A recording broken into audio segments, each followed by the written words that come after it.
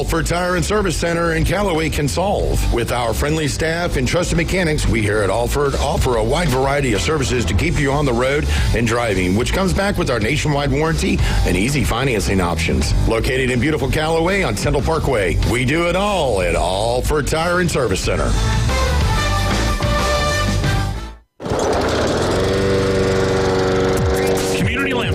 Your local dedicated experts, providing top-notch lawn care services and transforming your outdoor space. Expert mowing and trimming, precision edging and blowing, irrigation solutions, hardscaping designs, and even low-maintenance artificial turf. Community Landscaping, your full-service landscape design and maintenance company in Panama City Beach, Inlet Beach, and 30A. Call Community Landscaping for a free quote, 850-704-5267. In 2025, come on down to that boot store and pick out something that will help make 2025 a year to remember. Choose from one of the largest selections of Western wear and accessories you'll find in the area and at affordable prices. For the hard worker, there's name brand, Carhartt work clothes in all the right sizes with plenty to select from. Open Tuesday through Thursday, 9 till 5. Friday and Saturday, 9 till 5:30. Next to Bill Bird Kia 15th Street, Panama City. That boot store where God is good all the time.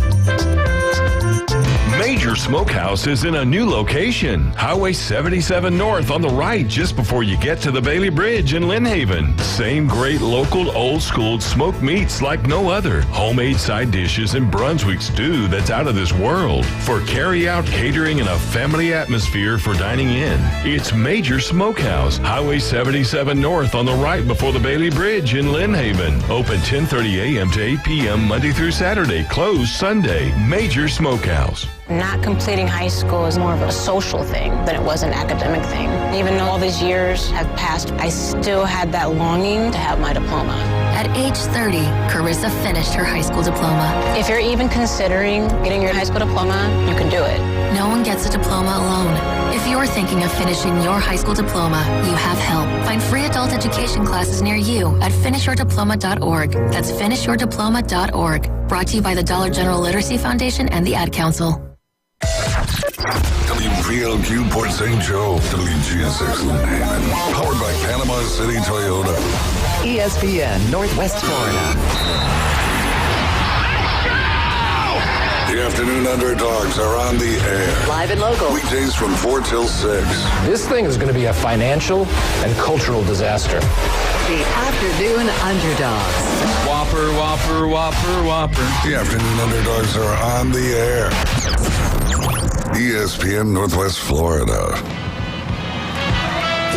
I'll tell you what, if you think that the Afternoon Underdogs are a financial and cultural disaster, the snow that Winter Storm Enzo brought to us was the complete opposite, not a disaster. And if anything, the word I used today on the Inside Drive was magical, and I felt that way 100%. I felt that way Tuesday evening as I started to see the flurries come in right here in front of the station around 3 p.m. I felt that way as at about 3:50, I was transitioning from doing the show from 4 to 6, from 4 to 5, just so that I could get out of here. And so for those of you who don't know, my truck does not have heat. And so with that being said, I wanted to be able to get to my destination safely and completely in one piece. And so with that being said, I knew that the visibility was going to be a little bit more hard to deal with at 6 p.m. So I was like, you know what? I'm just going to go ahead and hit reverse on them and go from 4 to 5. I had a show set up to go until 6 p.m. and then right there at 3:50 changed course and was able to make it to my destination.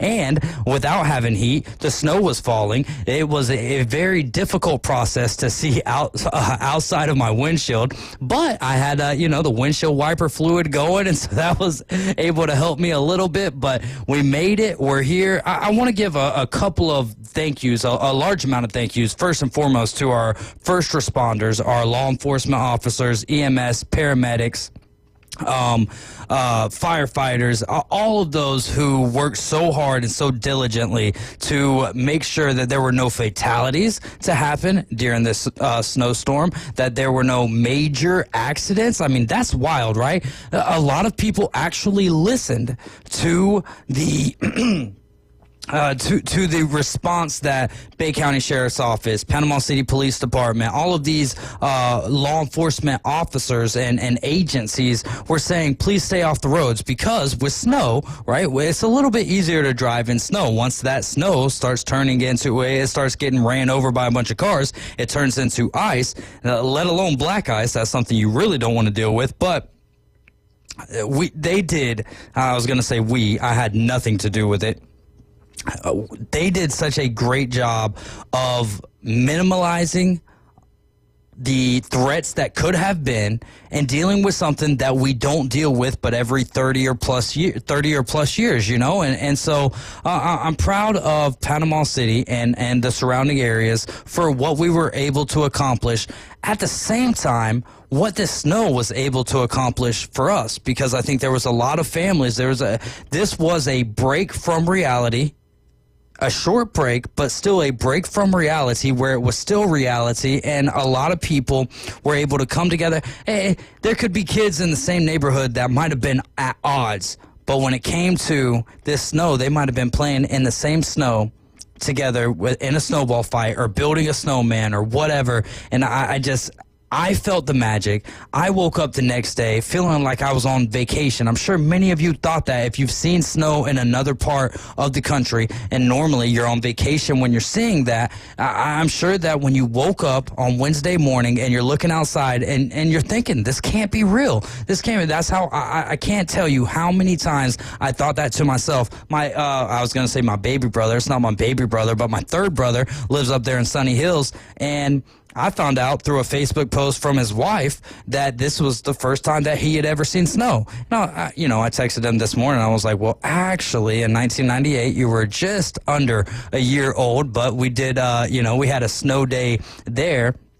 But no, obviously at a year old, he doesn't remember that. And it was a beautiful thing for our city, for our community, and I'm really proud of everyone staying off the roads unless it was absolutely necessary. On my way home yesterday, because it was absolutely necessary for me to get back to my destination.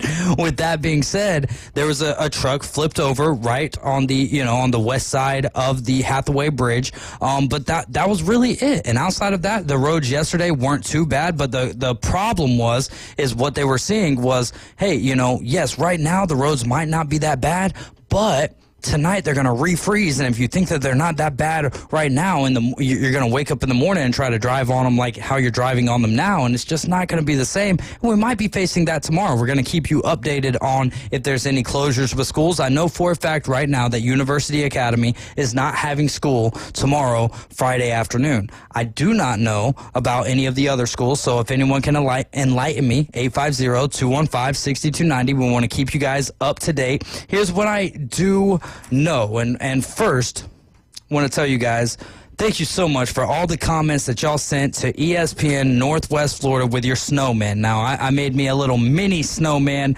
this afternoon and put him right out front in front of the ESPN Northwest Florida radio station door.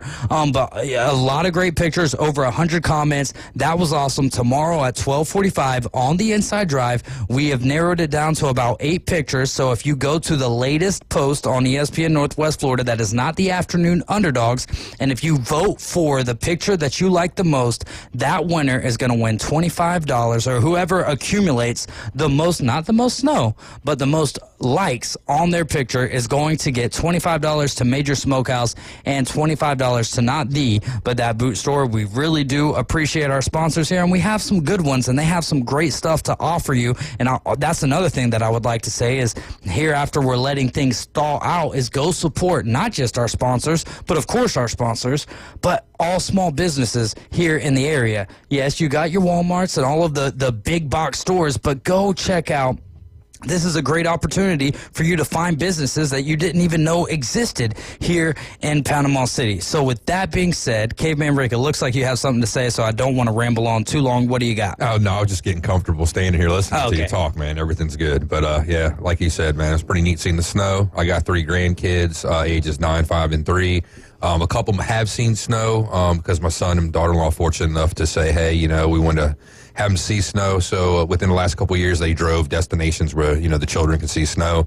But it's kind of cool getting to see them a few nights ago out there playing around, running around out in the snow, having a good time. Something that's not normal down here, so good memory. Yeah, no, a great memory. The fact that it happened on my birthday to me was something special. So I really enjoyed that. There's a deeper meaning for that for me than I don't want to say anyone else here in the city, but there was something that was very special to me.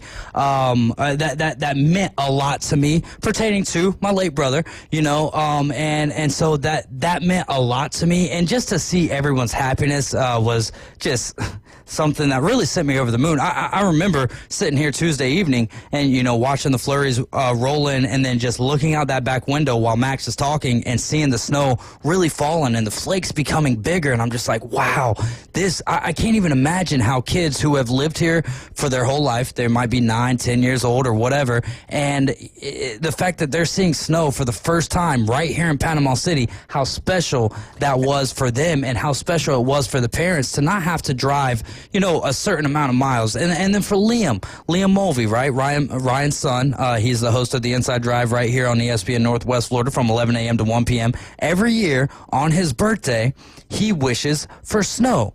Guess when his birthday is, Caveman Rick? This week? September. Oh, wow. Well, that's never going to happen.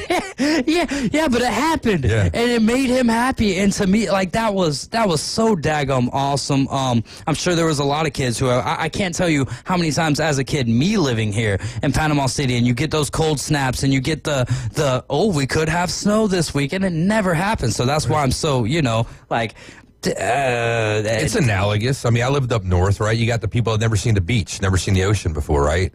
And that's something they want to do. So, but they see snow because it snows every year, and they have snow days, and it's a pretty, normal occurrence, with the seasons and whatnot. So, yeah, we got our things down here, not seeing that, from time to time. It's cool, like we said, for people and for children, but I got to tell you, too, I got 2 dogs, right? They, it was awkward for them going out there seeing snow for the first time, trying to walk around on that snow and ice, and checking them out, watching them kind of being unsure and, what's this stuff? And, it's really cold. And, when they walk on that, the snow falling between their feet, they're kind of almost sinking in and being scared, like they're going to fall through the ground or something. So it was kind of neat, seeing that. Yeah, it was. And again, that's kind of one of those things that ties into how magical this was, because for the dogs, them experiencing snow for the first time, possibly the last time in their lives. You never know, but it was just wild for them. It was wild for the youngins. It was wild for the people who've lived here their whole lives. Yes, they saw it in 89. They possibly have been here since 73, and they've seen it there. So just some really cool stuff, and a nice little reset that you don't get often. You don't get those type of resets often, and I thought that it brought people together. I thought it was a beautiful thing for our city, and just glad that we had it, glad that we had the opportunity, and glad that no one was seriously hurt along the way, because that could change things. And again, a big shout out to our first responders for keeping everyone safe along the way. Bay County Fire. I'll just say quick little PSA for those of you out there who haven't been experiencing the snow. Don't eat the yellow snow. Yeah. Well, we gave actually, you want to know something dumb of me? So Tuesday, Johnny Yankee seed is texting in, make sure you leave your windshield wipers up. So I go outside in one of the breaks, and I turn my windshield wipers on to leave them in the up position, not in the out position. Yeah. So I haven't shared that with anyone yet, but when I got back out to my truck, I was like, I knew better than that, but I was just in such a hurry that I was like, put them up. Either way, it didn't really affect me too much, and I, just knocked the snow off. Speaking of that, I've had a few adult people that I knew down here when I first got down in this area. And this is kind of a crazy thing because I guess it doesn't get really cold, right? So you talk about the wind chill factor, You're right. We've had, pretty, cold wind chill factors here lately. Well, I know a couple of people that, for whatever reason, I don't know, ignorance, whatever you want to call it, but they thought it was called the windshield factor. Oh, and that was the temperature on your windshield of your car. And that mattered somehow or another. And I'm just like, when I, found out about that, I was just like, wow, blown away, pop my mind, okay. I don't know why you would think that, but okay. Well, again, we're not. It's kind of like those common words, right? That up north, they're it makes sense. You see them on the news all the time. Here, I don't know if we talk about the windshield or the wind chill factor all that much, but hopefully your plant survived all that, and the roads look to be good. We're gonna have more freezing tonight, it looks like, so. You be cautious on the roads at any point in time, and just be careful. Don't leave your animals outside either. Well, if you're doing that by now, hopefully. Just saying. I haven't had a platform the last couple of days. Oh yeah, no, absolutely. I have no problem with you saying that. I'm just saying if you have the last 2 days, if you've left your animals outside, unless they're a husky, which still, maybe hours of 3 in the morning, 2 o'clock, what they want to, if they want to come in, let them come in. But if not, I'm sure that they would be fine outside. A little public service announcement from Bay County Fire Rescue and Bay County Sheriff's Office. Employees stationed across the county note that most major roadways, this is from earlier in the day, but still, as we get information, we will share it for you. Most major roadways are in pretty good shape, though many bridges, big and small, are icy and slick. Specific problem areas include the West Bay and DuPont bridges, as well as US 98 westbound in the turn lanes onto Thomas Drive, which for me was quite easy to circumvent. I just kept on going straight down Front Beach, hit a little U-ey right there by the flyover, and went down over there by Pete Edwards Field and got back onto Thomas Drive. A lot of people were still turning on it, but it was like, I don't know why they didn't just detour it and give it a little bit more time to kind of slush up a little bit more. But, those areas on Front Beach where all the condos provide a lot of shade, and that part of the bridge where it provides a lot of shade, it was still pretty icy over there. The Hathaway Bridge, from when I drove over it, was in great condition. How about for you, Cape Benrick? Yeah, it was pretty good. I could say the only worst part was those 2 lanes. The far left lane? The 2, I would say, coming onto Thomas Drive. Yeah. There was ice, in both of those Still lanes. icy? Yeah, a little bit. So just be careful there. Outside of that, though, everything else looked pretty decent. There you go. Bay County Sheriff's Office deputies are on the road as normal, and they are available to help if you need it. You can call 850-747-4700 for non-emergency issues,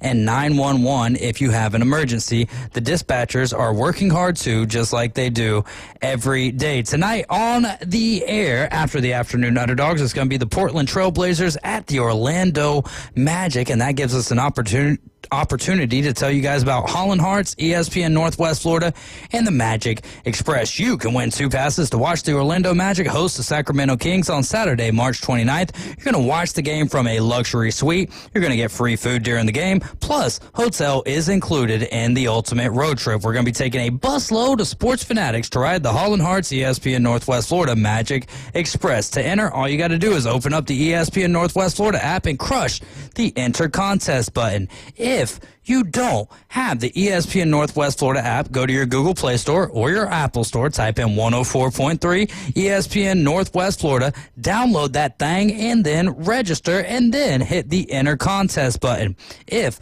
the Enter contest button goes away, then that's how you know that you have secured your spot in the contest. We will be announcing those results shortly. And again, also go to our ESPN Northwest Florida page and vote for the 8 pictures that we've selected for our Snowman contest. That's brought to you by PCB Hobby, Panama City Toyota, Holland Hearts, and Fairfield, Hampton Inn on Thomas Drive, and by Home 2 Suites. Again, we mentioned that University Academy will be closed on Friday. Caveman Rick, Mark Andrews, has came out with a little bit of a statement.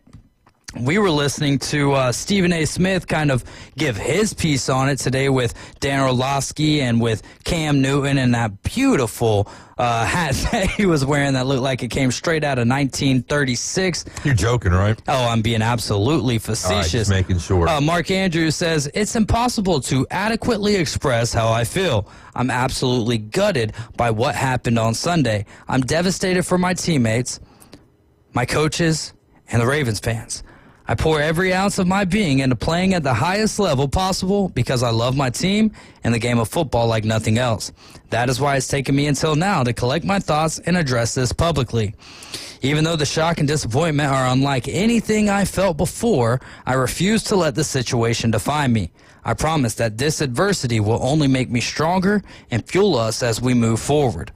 I thank everyone who has shown me and our team genuine support these past several days. Despite the negativity, I've seen heartfelt love and encouragement, including from those who have generously donated to the Breakthrough T1D organization. Even when the moment seems darkest, perspective can reveal that there's still a lot of light in this world. I'm now going to do my part to bounce back and contribute to it. Hashtag God bless. Now, one of the things he was talking about, Bills fans, classy as always, maybe the classiest in all of the league. I really don't know another organization that gets brought up continuously year in and year out with what they do. In the wake of Mark Andrews' struggle, there was a Bills fan that created a GoFundMe that's collected over $35,000 in donations to benefit Breakthrough T1D, which is a nonprofit that funds research to find a cure for type 1 diabetes and helps people living with the autoimmune disease. Andrews himself suffers from type 1 diabetes and has been a spokesperson for the cause. Obviously, that, helps out a lot for the cause there, but what do you think of the Twitter apology rather than him talking to the media? Do you find that to be a big deal like Stephen A. Smith, or do you find it to be like how the players who actually played in the league, Cam Newton and Dan Orlovsky, felt about it? I think I lean a lot more to Stephen A's take that it's a weak way of going about doing it. We live in this impersonal world now where everything wants to be done through text or a message. You can't say something to somebody face to face. I mean, people get fired through a message anymore, not getting called into an office and such. How disrespectful is that? Okay, so if the Ravens would have won and he would have caught that 2-point conversion, he would have talked to the media, right? What do you think? Yeah, I think that he would have talked to the media. Okay, so then do your job, get your ass out there, talk to the media. Yeah, the result didn't happen. You didn't get the result you wanted, okay? You're expected to go out there and talk to the media after the fact. I got a job, you got a job. There's aspects of our job sometimes that we don't want to do because it's just hey, I don't feel like doing this right now. Right. Can we get away without doing it? Most of the time, probably not. If we did, there'd be some repercussions. Maybe even lose your job, right? So those guys... It's like driving a car. What do we tell people? It's not a right, it's a privilege, right? That's what the government tells us. It's a privilege to play in the NFL, right? There's a lot of guys that line up that want to do what Mark Andrews is doing, right? But they ain't got the skill. They might not have the skill, right? But, you got to own up. You got to do your job, So I got a problem with Mark Andrews doing that. He should have spoke up, a few days ago. Like I said, it's a little too late, if you will. His teammates, they had to answer questions about him the last few days when they were talking to the media. I think that's they felt. I think that's the point that sways me in a different direction, and we'll pick up this conversation again at 4:40. You guys are riding with the Afternoon Underdogs. We've got a loaded show for you this afternoon. We're going to be talking hockey. Why? Because the snow made me think of it. Andrew Weiss coming up next. Then we've got Banji Bomandela coming up at 5 p.m. and Tyler Bishop at 5:20. You're riding with the Afternoon Underdogs. We're in the club right now with ESPN Northwest Florida.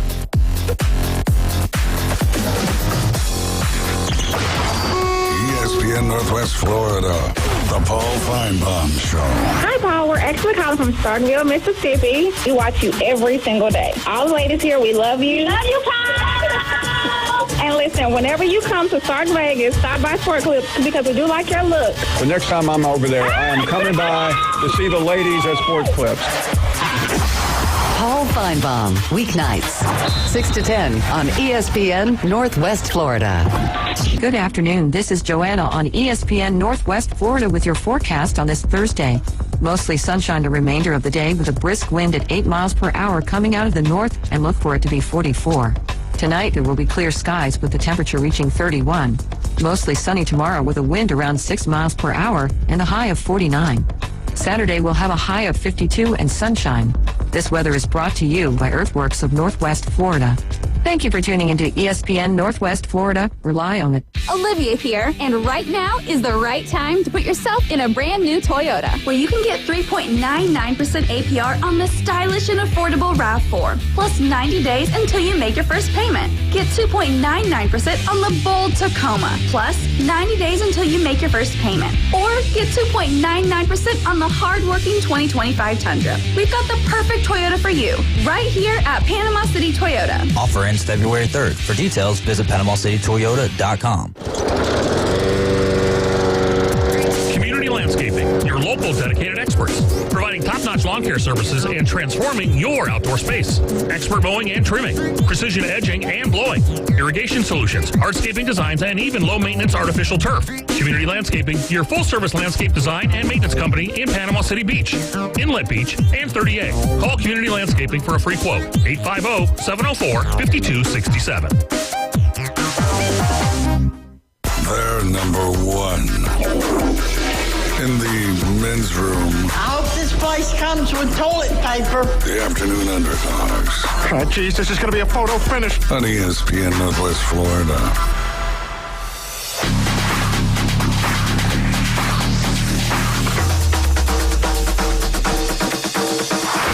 What do we have here, man? It just feels like we should be up in the club right now. It's Caveman Rick. I'm David Hayes. We're the Afternoon Underdogs. This is ESPN Northwest Florida, your official radio home for Super Bowl 59. ESPN Northwest Florida. You're in the doghouse right now. Coming up at 5 o'clock, we'll have Banji Bombadella on with us. He is the sports reporter for the Panama City News Herald. But now we have Andrew Weiss on with us, who is a Tampa Bay Lightning. Used to be ambassador. Now he's just the ambassador between the NHL and ESPN Northwest Florida. And we try to get him on to get us ready for hockey, even though hockey's right in mid-season form. Andrew, how's everything been going for you, my friend? It's doing well. It's great getting a chance to chat with you boys. How are we doing? Oh, we're doing wonderful. Caveman Rick on the ones and twos. I'm over here in the opposite room. Are you still doing the virtual reality training thing for hockey? Oh, yeah. Working with NHL Sun Arena. It's a great time still, for sure. It gives me a chance to go catch a lot of hockey, that's for sure.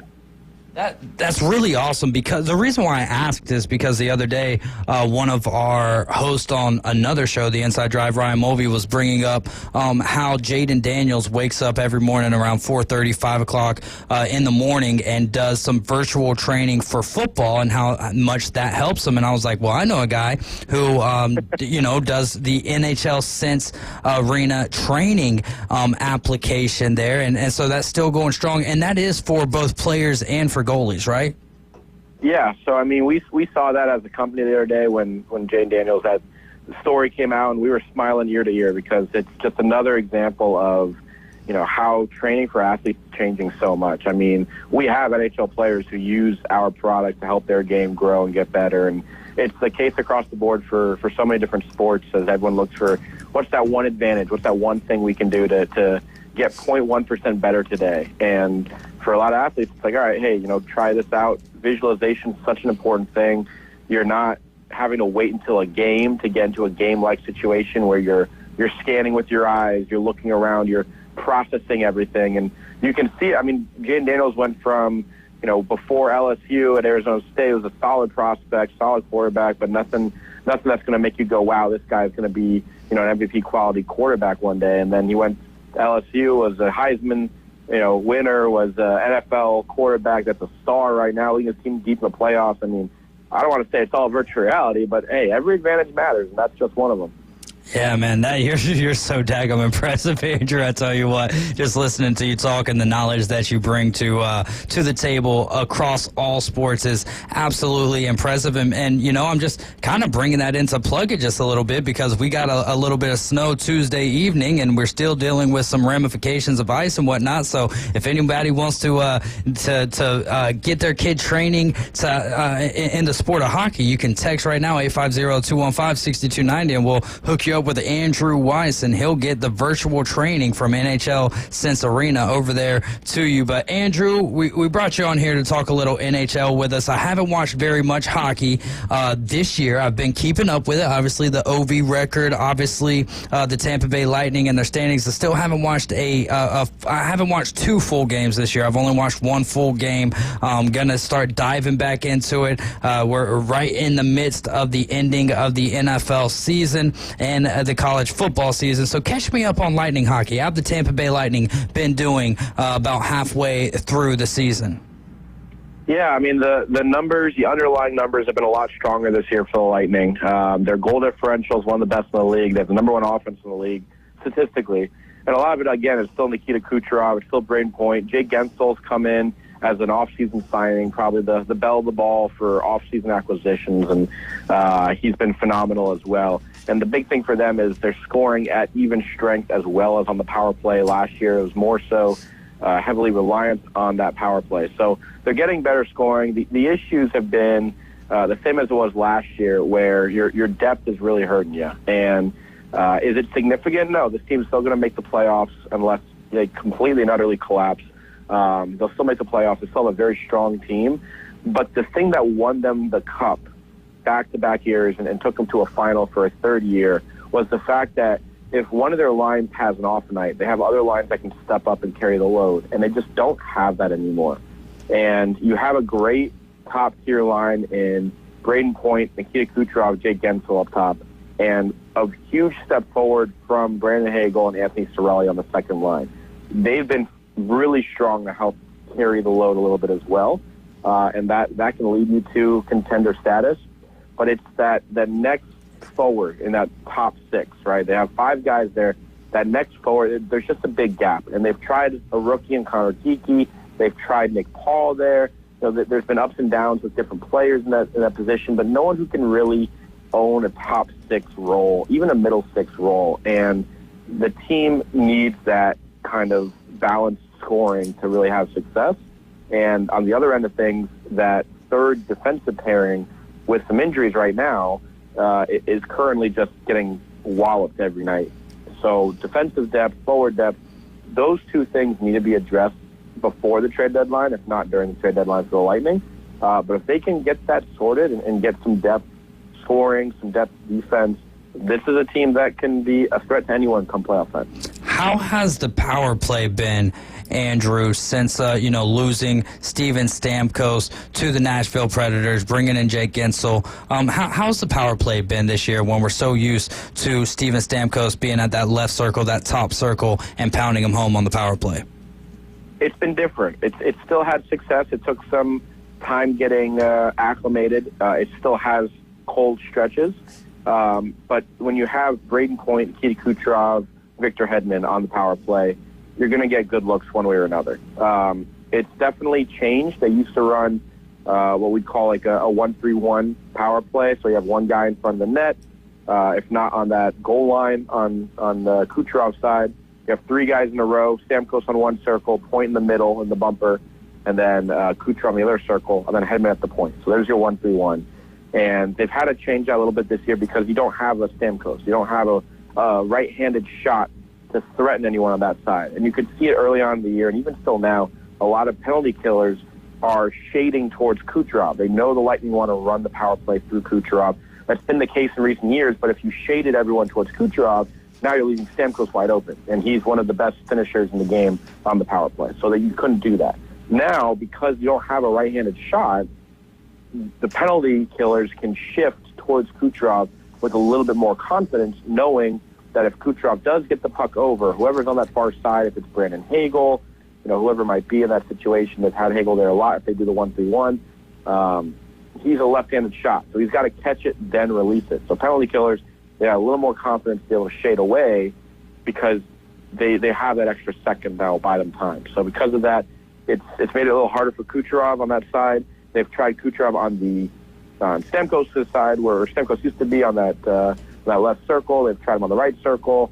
They've tried him really everywhere. They've mixed and matched units. They've had Kucherov on both units instead of doing like a top unit and a second unit. They've had one unit with Hedman, Kucherov, and Point with Hagel and Cirelli. They've tried one with Paul and Gensel. It's still figuring it all out. And they're still scoring because they're very good, and they have a very high-end finishing ability when it comes to Kucherov, Point especially. Braden Point's been one of the best power play scorers in the league for years.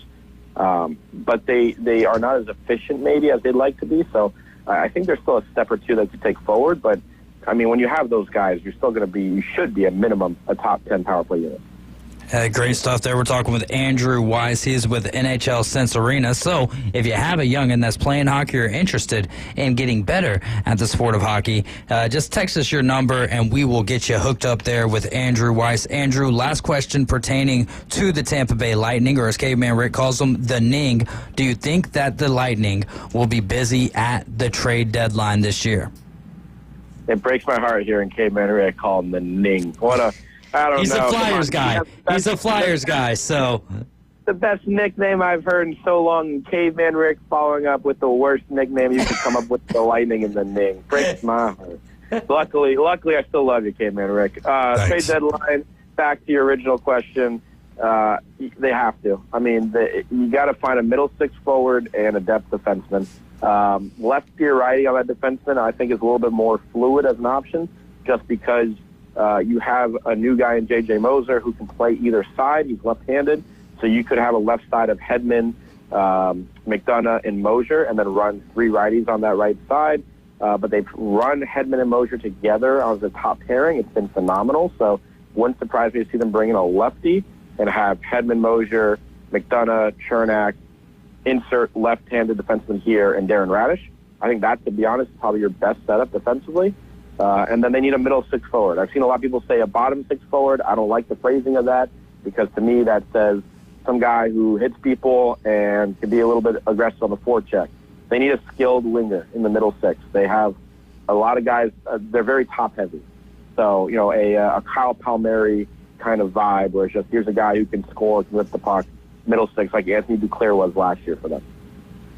Hey, Andrew, great to talk to you today. Thanks for giving us some time today. 'Tis the season for hockey. It's awesome, especially down here now with the weather we're having. Oh, yeah. Can't get you out here about talking about this real quick, but obviously Connor McDavid got into it with Connor Garland of the Vancouver Canucks a short while ago, got suspended for 3 games. I, for one, kind of like the suspension. I kind of think it shows that, you know, the NHL kind of takes player safety kind of seriously, and even if you are the star of the league or one of the biggest stars of the league, they're not going to let that go unchecked. Kind of similar, like, say, if Patrick Mahomes got a penalty, you know, or got, ejected in a suspension, something you probably wouldn't see in the NFL. So I kind of like that, and I like what they're doing. What do you think? Yeah, I mean, just like anything else, there's black and white, and most of the world actually operates in the gray. And to be honest, I can see both. So to your point, absolutely. Whether you're a star player or a no-name scrub, if you commit some kind of penalty to the point of a suspension and it's worth a suspension, then you deserve the suspension. And to be honest, he deserved it. It was over the top, it was aggressive, and it was dangerous. So the suspension makes perfect sense. The length makes sense. They're going to do at least 2 games. They ended up doing 3, but they were always going to do at least 2 games because those 2 teams played each other 2 games later. It makes sense to kind of quell the flames just a bit so it doesn't escalate to that level again. But I think the other part of it, too, is the reason the Oilers are upset and some people are upset is it shouldn't take Connor McDavid getting to that level of getting held up and, you know, battered around to have to go after a guy himself. And then, you know, he went too far, but also there needs to be some kind of level of officiating to keep it from that point where, you know, you let your stars be stars. Now, I don't want it to, you know, completely favor star players and they get away with whatever they want and you can't touch them, because that's what the NFL has with Pat Mahomes. And I don't know about you, but I can't watch it anymore. It pisses me off. You can't even watch the game. I turned it off the second that they called roughing the passer on Texans on Sunday on the worst, like it's like flag football now. It's soft. It's awful. Yeah. And so I literally turned it off. I was like, I already know where this is going to go. There's no point watching this game. All it's going to do is hurt my mental health. So I didn't even bother watching it. So, you know, I don't want it to get to that point where it's like, oh, every time someone breathes on Connor McDavid or even Nikita Kucherov or whatever it might be, that there's going to be a penalty. That said, there also needs to be an understanding of calling the rule book, not necessarily for the stars, but just in general. If guys are getting mugged in the middle of the ice late in the game when there's a goal difference, like, I understand that there's, a battle defensively, there's some scrapping. You got to have a fine line there. And it's on the refs. They're human. They're going to make mistakes, but that's why they're the highest level of officiating in hockey. If you're going to be at that level, you got to maintain that level of professionalism, and that includes being able to call something. If there's a minute left in a one-goal game or not, I don't care about the context of the situation. I mean, Tim Peel gets mic'd up and gets caught on the hot mic saying, oh, well, I had to give it a penalty in that situation, to balance it out or whatever a few years ago, and then he gets ceremoniously or unceremoniously dumped from the league. Well, that's been a mindset in officiating for so long is, game management, right? Oh, we got to call penalty here. Oh, don't call it now. I don't care if it's a penalty a minute into the game or with a minute left. If it's a penalty, call the penalty. That's part of the game. No game management needed. That's the way I look at it. No game management needed. You got another one? Yeah, I was going to ask a quick one, man. Of course, got to get my team involved. Philadelphia Flyers. We played tonight. Playing against the New York Rangers. Igor Shesterkin's back from his injury, right? Lower body injury. Back-to-back shutouts his last couple of games. One, do you think he gets 3 in a row against my Philadelphia Flyers tonight? And two, do you think with Shesterkin coming back to form, if he continues the way he's playing, the Rangers are going to be another team to look out for at the end of the season and maybe can make a run? Well, to your first point, no, I don't think he's getting a shutout tonight. I think he's one of the best goalies in the world, easily. I don't think that's really much of a debate or a hot take. I think it's very hard to get a shutout in today's league. It favors offense. Scoring has gone up. Save percentage has gone down. I think he's phenomenal. He easily could get a shutout, but getting one, let alone back-to-back, is very difficult. 3 in a row, I think the Flyers can find a way to get some scoring on the board. They're a scrappy team. They forecheck hard. They play hard. Any team that plays for John Tortorella is going to. So I wouldn't be surprised to see the Flyers get some goals. Maybe not a ton, but those are two teams, if I'm not mistaken, we're either separated by a point or tied in the standings right now. One of those two. So I know that they're very close. So this is just a meaningful battle in the division standings. When it comes to the Rangers playoff hopes, to be honest, anything's possible. If anyone can do it, I mean, they won the President's Trophy last year. They didn't really change a whole lot this year outside of, the locker room. Like Jacob Trouba, getting basically, forced out of New York by management, that takes a toll on your locker room when that's your captain. Whether his performance matched his salary or not, which, no, it did not. But the point is he's still a human being that's a locker room full of human beings. When your captain gets forced out by ownership, by management, I should say, sorry, that can create an impact on you. And I know from talking to former NHLers that I've gotten to work with and talk to quite often, that's the first thing they mention every single time I talk about the Rangers with them is, what the locker room must be like right now, what you must be feeling.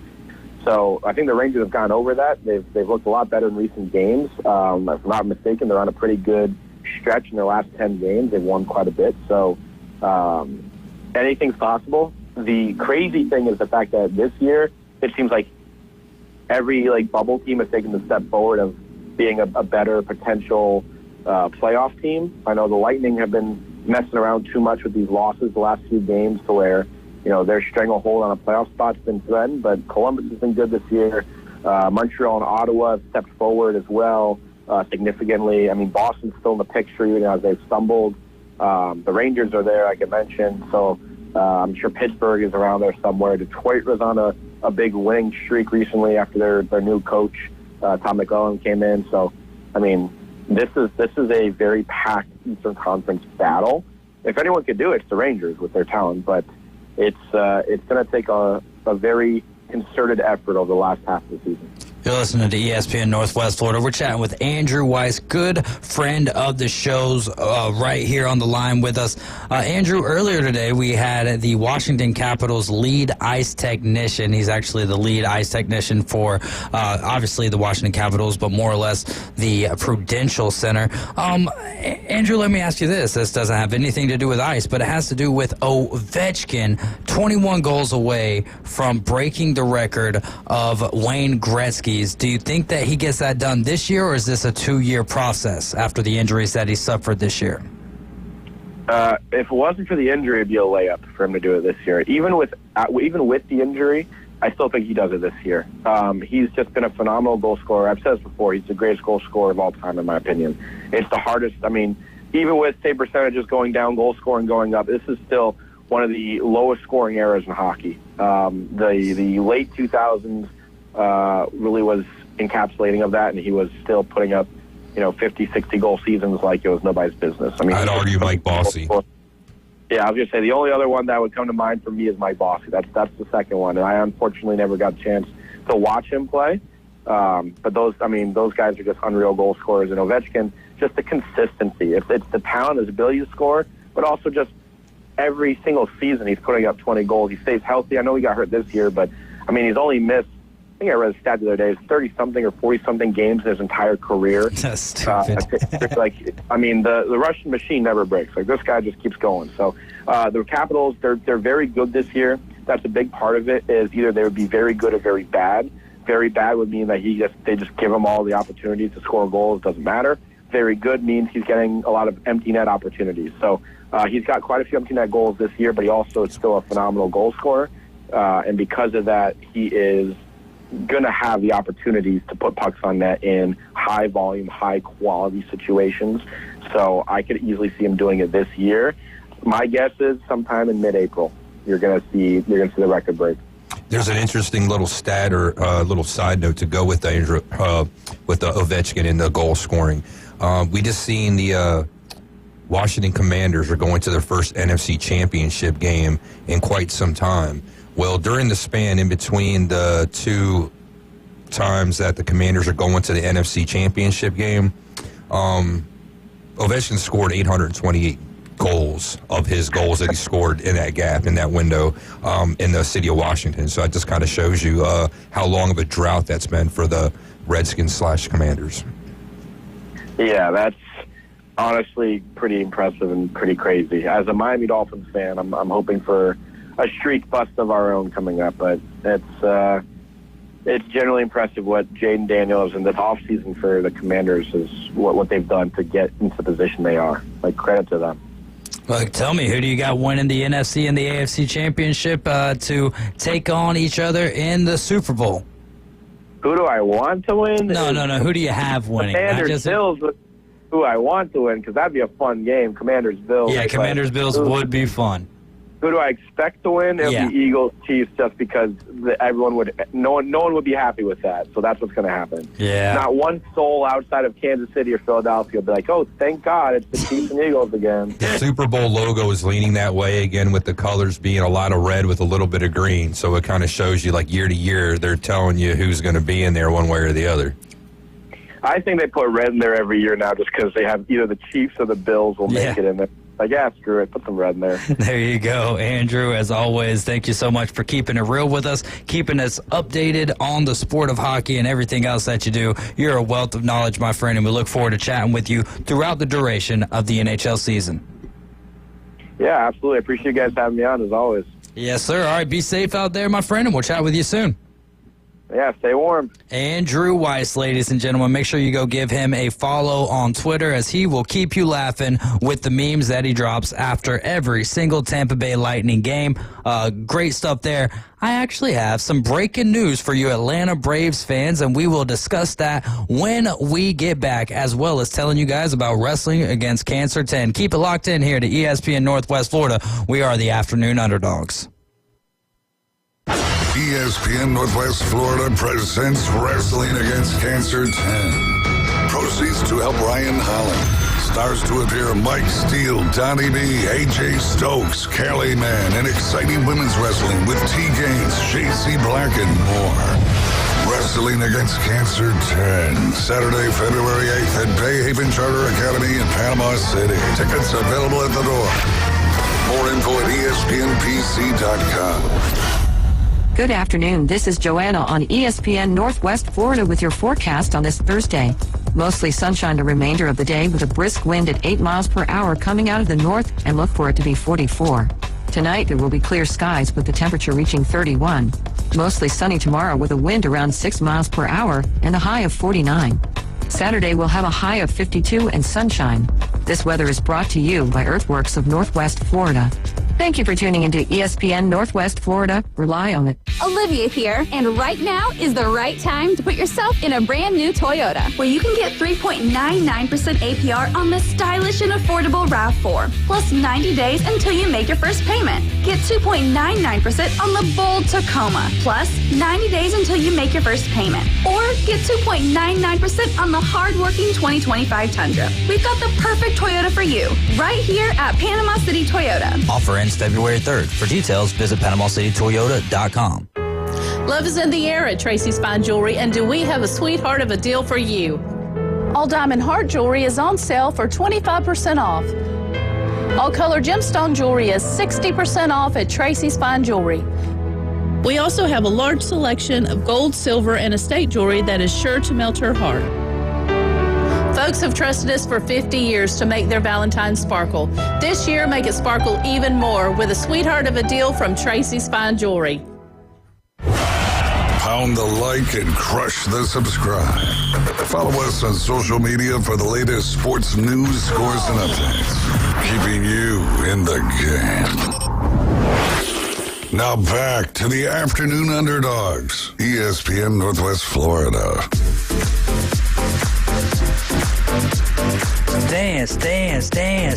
Dance. You're in the doghouse with the Afternoon Underdogs. I'm David Hayes along with Caveman Rick. You're listening to your home for Auburn Tiger basketball, ESPN Northwest Florida. They've got a big date with the Tennessee Volunteers this Saturday. Coverage starting right here on ESPN Northwest Florida at 7 p.m. for a 7:30 p.m. tip-off. Caveman Rick, we did have some breaking news to announce. Breaking news. Thank you for having that queued up, because I was going to come tell you in the break, and I never did, and you were ready to go with it. Jerickson Profar, used to play with the San Diego Padres, has signed a 3-year, $42 million deal with the Atlanta Braves, and that is big news. Hopefully they hold on to Jared Kelenic. I don't think that the Braves are quite done with him, but maybe he could be trade bait. Maybe he could be that platoon outfielder. But Jerickson Profar will more than likely man left field. Ronald Acuna Jr., and Jerickson Profar could man right field until Ronald Acuna Jr. gets back there. But then I think that you have three very similar type outfielders there in left, center, and right, with Jerickson Profar manning left, with Michael Harris II taking care of center, and then Ronald Acuna Jr. back there in right field, which obviously we would like to see a little bit more defense from him as he moves on with this injury. But this is a big signing there by AA and the Atlanta Braves. Yeah, Profar, he can mash, right? He can hit some home runs. Yeah. So I mean, he should help you guys out there in that side of it too. So yeah, it's kind of we'd say $46 million. 42. Oh, $42 million For 3 years. I don't think bad. That's bad. I mean, we're not deferring nothing. Nobody is other than the Dodgers again, and that's kind of messed up how they're doing that and getting away from the luxury tax, finding a gray area there. But MLB's got to find a way to squash that. Yeah, I'm excited about this move. Saw it a few minutes ago on Tom Blog's Facebook page. Rick Ty kept sharing it as well. I'm excited about this move. I think that is huge for the Atlanta Braves. They needed to do something. I think a lot of us would like to see them do something in the area of shortstop. Maybe make a move for Bo Bichette. Willie Adames was the premier free agent in the shortstop world this offseason. He went over there to the Giants. So we'll see what the Braves do there. Maybe AA wants to see another year out of Orlando Arcia. We'll see how it plays out. But you've got left field covered, and I think that Jerickson just fits in well with this outfield of the Atlanta Braves, primarily, specifically rather, when Ronald Acuna Jr. comes back in. And what do we say about hitting is contagious, and we know the guys in center field and right field can hit, and I think Jerickson Profar will benefit from being in that lineup as well. Got to stay healthy. Yeah, I mean, that's the name of the game. The best the best ability is availability. We talk about that across the board in every single sport. Yeah, that was your guys' biggest, crux, I guess. Like last year? Yeah, 100% was injuries, but there was a lot. I mean, the Dodgers were dealing with injuries. They found themselves. Yeah, but you guys don't have that kind of talent. No one They're does. not spending that kind of money. No. Well, but the Braves, it's not like the Braves don't spend money, you guys though. aren't that deep, though, either, because you have no farm system. Well, that's and you the don't issue. have a lot of That's where the resources. big issue is. And so I think the Braves will be using a lot of Hurston Waldrop. They did sign, man, I'm blanking on his name right now, but 16-year-old prospect who's already throwing over 100 miles an hour, which is nice. But if you're already throwing that kind of heat at this age, time for Tommy John. Exactly, man. Makes me a little bit on edge there for that. But hey, we're not too far away from spring training. I mean, I'm already getting the schedules sent in by the Atlanta Braves, and so having to put those together and get ready for our 2025 Atlanta Braves season. We are your home for the Atlanta Braves, also your spot for select Orlando Magic games. Go ahead and get the ESPN Northwest Florida app and crush the enter contest button. Also, Wrestling Against Cancer 10 is going to be February 8th at the Bay Haven Charter Academy. Doors will open at 5:30. Bell time is at 6:30. Tickets for front row are $20, $12 for adults,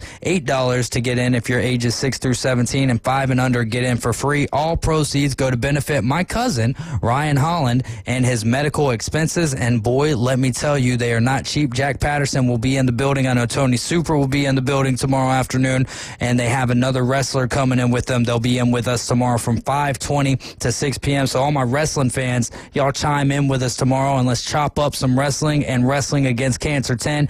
And please, even if you're just doing it for me to benefit my cousin, I want to see the Bay Haven Charter Academy packed to the brim. He is a wrestler himself, and he would absolutely love this from you guys. And I want to see a look in his eyes that we haven't seen in quite a while, and this would also go to benefit his medical expenses, which is the most important part and why we do Wrestling Against Cancer, the 10th installment. All right, trivia for today. Who is the youngest player in NBA history to score 50 points in one game? Who is the youngest player in NBA history to score 50 points in one game? And I'm even going to give you multiple choice when you call in. Who is the youngest player in NBA history to score 50 points in one game? Call in now, 850-215-6290. That's 850-215-6290. We've got a 12-pack of Buffalo Rock, $25 to Major Smokehouse, and a $10 gift certificate to Golf Plus. All you got to do is tell me who's the youngest player in NBA history to score 50 points in one game is. Caveman Rick, earlier I said that we would dive into the Mark Andrews situation. Give us your thoughts again on why you think that it was a little, maybe not nefarious, but scaredy cat-ish. Is that a fair way to put it? Why he went straight to the internet rather than talking to the media as the rest of his teammates did? Yeah, I mean, like I said, I kind of agree that that's not the way going about it, doing it, a little passive-aggressive. Hold on, we got somebody ringing. Calling in, yeah. All right, yeah. So for me, I'm stuck on this one. I think Stephen A. Smith did have a lot of fiery things to say this morning about it, and I think anyone from the media expects these players to talk as soon as the game's over. And I think that there's they can get fined if they don't go talk. I think that there's a reality to that. However, when you're on First Take with Dan Orlovsky and Cam Newton, two guys who played in the game, who made big time mistakes in their time, and they're understanding and empathetic towards the fact that, maybe there's times where you just don't have to talk to the media because you need to process, you need time. We talk about mental health all the time, and if you're just going to throw people to the dogs as soon as they, make a mistake, I think the rest of us as fans would like to see them do that. However, I think there's also a little time to give people time to breathe as we go to Larry, and I'll take a little breath here. Larry, you're riding with the Afternoon Underdogs. What's going on? Nothing much. I just got done doing a little deer scouting, but I had a guess on your NBA question. All right. Do you want multiple choice, or do you want to just take a guess? I'll take the multiple choice. But, all right, I do have one name in mind. All right, Mr. Larry here, whose last name is very similar to actually is in the name of the snowstorm that we just dealt with, Enzo. LeBron James, Kobe Bryant, Devin Booker, or Brandon Jennings. Who would be your guess, though, Larry? Oh, man, I was going old school. I was thinking it was going to be Wilt Chamberlain. Can you give me the names of them four again? Absolutely. LeBron James, Kobe Bryant, Devin Booker, or Brandon Jennings? Let me try Kobe Bryant. Oh, all right. We'll let you try it. And that is actually going to be incorrect, Mr. Larry. Thank you so much for the call, and thank you for listening to us. And hopefully you got some big deer on the deer cams over there. Can I ask you one quick question? Absolutely, you can.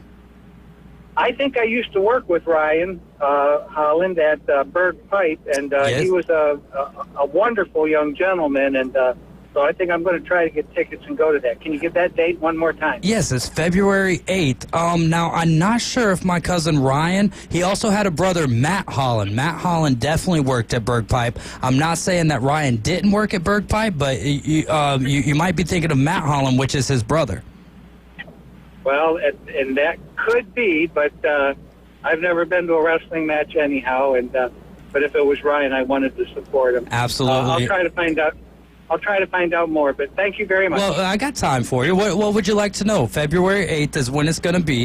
It'll be $12 for regular tickets, $20 to sit front row. It's going to be at the Bay Haven Charter Academy gym right over there, kind of in the Lynn Haven area. And any more details that you need, you can call me here at 850-215-6290, or even, Larry, you can text, and I will provide you with any information that I can help you out with. Well, I guess the main information I was looking for, if it was the main Holland brother that I went to work there with. But well, I'll tell you what. Either way. Yeah, because, I mean, either way, it was Matt Holland or Ryan Holland. Ryan is the one who's actually dealing with cancer, but Matt Holland is his brother, and they're very close brothers as well. And so, you know, if you're supporting Matt or Ryan, one of them definitely worked at Berg Pipe. I know for sure Matt, because now he's a welding inspector who just kind of goes across the country and is doing a pretty good job at that. But I'll check with Ryan. Actually, I'll check with him here in the break and see if he did. So keep listening, and I'll give you the update if he worked at Berg Pipe or not. Okay, thank you very much. Thank you, Mr. Larry. You guys are riding with the Afternoon Underdogs. We're not going to be able to take any more phone calls until 5:40. I'll provide the information on Ryan if he worked at Berg Pipe or not. So keep on listening here to us, ESPN Northwest Florida. And don't forget about Wrestling Against Cancer 10. That's going to be February 8th at the Bay Haven Charter Academy. They also have something big going on this Saturday at Dunkin' Donuts. And we'll have Tony Super, Jack Patterson, and more tomorrow to talk more about that, because we're trying to get as much help as we can for our wrestling familia. This is the Afternoon Underdogs on ESPN Northwest Florida. We'll be right back. ESPN Northwest Florida presents the most college basketball. Three-pointer, college basketball is back. The Panhandle's destination for live play-by-play. The SEC, ACC, and beyond. Oh, you saw that coming, Rafa. The biggest games play right here. ESPN Northwest Florida. Good evening. This is Joanna on ESPN Northwest Florida with Thursday's weather forecast. Clear tonight with a low near 31 and a wind 5 to 10 miles per hour. Mostly sunshine tomorrow morning, a light wind out of the north, and a temperature of 44. A bit warmer in the afternoon and evening around 49 with sunshine and a wind out of the north-northwest at 6 miles per hour. Sunny Saturday, a light breeze and warm around 52. This forecast is brought to you by Ellis Agency Insurance. Thank you for keeping that dial at ESPN Northwest Florida. Rely on it. With over 65 years of combined experience, Instant Replay Sports Cards is happy to help you take your collection to the next level. They carry all the new hobby boxes, signed memorabilia, and supplies. New and vintage cards and Pokemon. They sell and trade cards and are always looking to buy. They're an authorized source for Topps, Panini, Upper Deck, and Leaf cards. Instant Replay Sports Cards is open 7 days a week at 752 West 23rd Street, down from Academy Sports. It can always be reached at InstantReplaySportsCards.com. Your home for Super Bowl 59. WGSX Lynn Haven, WVLQ Port St. Joe. Powered by Panama City Toyota. ESPN Northwest Florida. Are payment processing fees eating into your profits? With Bay County POS, local businesses are saving time and money with secure, seamless merchant services. Reduce credit card processing fees and save up to 3.9% on gross sales. From quick, contactless payments to detailed sales reporting, it's Bay County POS. For a free consultation, call 850-359-3906. Bay County POS. Local service, global standards. ESPN Northwest Florida. The Afternoon Underdogs. Call in with your questions, hot takes, and rants at 850-215-6290. Now, I'm sure that most of you have used a dial telephone before. The Sports Talk Monster. ESPN Northwest Florida. A little bit of a confirmation update from Ryan Holland for Wrestling Against Cancer 10. Proceeds will go to benefit Ryan Holland and his medical expenses as he deals with a rare form of cancer. This will be at the Bay Haven Charter Academy. Doors will open at 5:30. Bell time at 6:30. Tickets are $20 for front row, $12 for adults, $8 for ages 6 through 17, 5 and under get in free. And yes, Ryan Holland did work at Berg Pipe. Also, Mr. Larry Winters, if you're still listening, he remembers you, and he said that you are a very nice dude. So we appreciate you calling in. We appreciate you playing the game. And, Ryan Holland worked at Berg Pipe back in the day there. So it would mean a lot to me if you guys showed up there at Bay Haven Charter Academy February 8th, which is a Saturday evening for Wrestling Against Cancer 10. Oh, man, just my cousin means the world to me. So does his family. And also, if you'd be interested in some really cool art, I don't know if a lot of you or not remember King Neptune, the statue that used to be outside of that gift shop, King Neptune's gift shop or whatever. But she just did a painting. She's painted some of the murals downtown, and she's selling that painting. So go find Kristen Taylor on Facebook and purchase that painting from her. She does a wonderful job. That is a no-shame free plug by me for my cousin and his family. We've got one of my favorite guests that we have on every week. Normally, you're tuned in on Wednesdays to hear Banji for the Banj Wagoneers, but today is a Thursday, and yesterday was a snow day. Banji Bombadella joins us via the phone, and he is the sports reporter for our Panama City News Herald. Banji, my man, how often did you see snow up there in Atlanta? I only saw it twice. In 2014, when we had Snowmageddon, where we had about 100, 200, 300 cars stuck on the highway for multiple days because of the snow. And then in 2018 was the last time I ever saw snow. So, yeah, I'm excited, and I was very excited when it came. There you go, man. What was one of the most... Oh, go ahead, Caveman Rick. 2014, was that the snowstorm where who was it? Didn't one of the... 2014, we had one here. Well, I was talking about Atlanta. Storm, yeah. I thought you were talking Atlanta. Where one of the ex-Braves players went and rescued one of the current Braves players, on a four-wheeler or something, taking him off of 285. Does that sound familiar? I think it does sound familiar, but I think there was plenty of those kind of instances happening because it was awful. It was awful. How was your time driving in the snow? I try to not go out, so you played the smart role. You played the smart role, Banji. My goodness gracious, it's been a time and a half over this way, but you always put in time and a half. Have we had anything going on here in the sports world of Bay County? I know that we had some games Monday, but pretty much as soon as Tuesday came around, no school Tuesday, no school Wednesday, no school Thursday. Have you heard the latest on if we have school on Friday or not? Because I keep looking, but I haven't got a surefire answer yet. Yeah, I haven't gotten a surefire answer either, but I do know that we were supposed to have the district girls weightlifting competition tomorrow, 10:30 at Arnold, but they've canceled that and moved it to Monday. So I think we probably will have school, but we're not going to have any extracurriculars probably tomorrow. All right. Boston Tim says we are back to school tomorrow. Appreciate you, Boston Tim, for tuning in and always keeping us up to date with anything that we can know. I've been trying to refresh our mypanhandle.com news page as often as I can to see of any of the updates. But Banji does a great job covering local sports here. So are any of the games being canceled rather than postponed, or will all of the games that were missed still be played? I believe all the games that were missed will still be played. It depends because with soccer, we were supposed to begin the district tournaments this week, but that all got canceled. So I believe Saturday they're going to try to push as many games on Saturday as possible as well. I mean, I don't think they'll try to do anything Sunday, but Saturday, Monday, and try to finish it because I believe they have to be finished with district tournaments by the 30th. So we're going to have, there might be some days where teams play back to back to back, and that's just how it's going to be because you only have a week to do this entire tournament. But for basketball, I believe they're used to playing back to back, so I think basketball games should be going as scheduled. All right, good stuff there. Let's go to the college football playoff national championship game. We had Ohio State and Notre Dame. What was your thoughts, some of your takeaways from that game? Well, I mean, if you based it on that first drive by Notre Dame, 18 plays, I mean, you were thinking, okay, they scored on them, they drained the clock. I mean, they spent half the quarter on that first drive.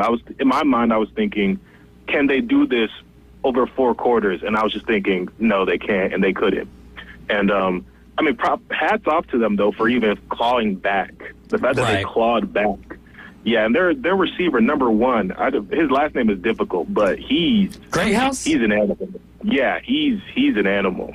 He really is, though, Banji. You bring that up, and you bring up such a great point because he was responsible for 2 touchdowns in that game. He was responsible for the touchdown that got them right back into the thick of things with Penn State. I believe tied the game up with them, and it was the catch against Penn State was all right. Yeah, you're wide open. You should catch that. Some of the ones against Ohio State was like, my goodness gracious, my friend, you're trying to make a name for yourself before you head to the NFL, huh? Yeah, he was great, and I didn't realize his name was just Great House. I thought it was difficult, but it actually really is. It's just great in house. But it's one of those things when you see 2 syllables, especially here in America. Like someone could be like, "It's a Great House." Like you never know these days, and especially you because I mean, for you're writing things. It's not even pronouncing. So when you do write them, sometimes it's like you feel like it's this way. Then you get on the radio and you start talking about it. I do that all the time because I try to make things come out phonetically sound, and it just doesn't work that way with last names, does it? Yeah, it does. I'm just glad it's not Tagovailoa or nothing like that. One of those.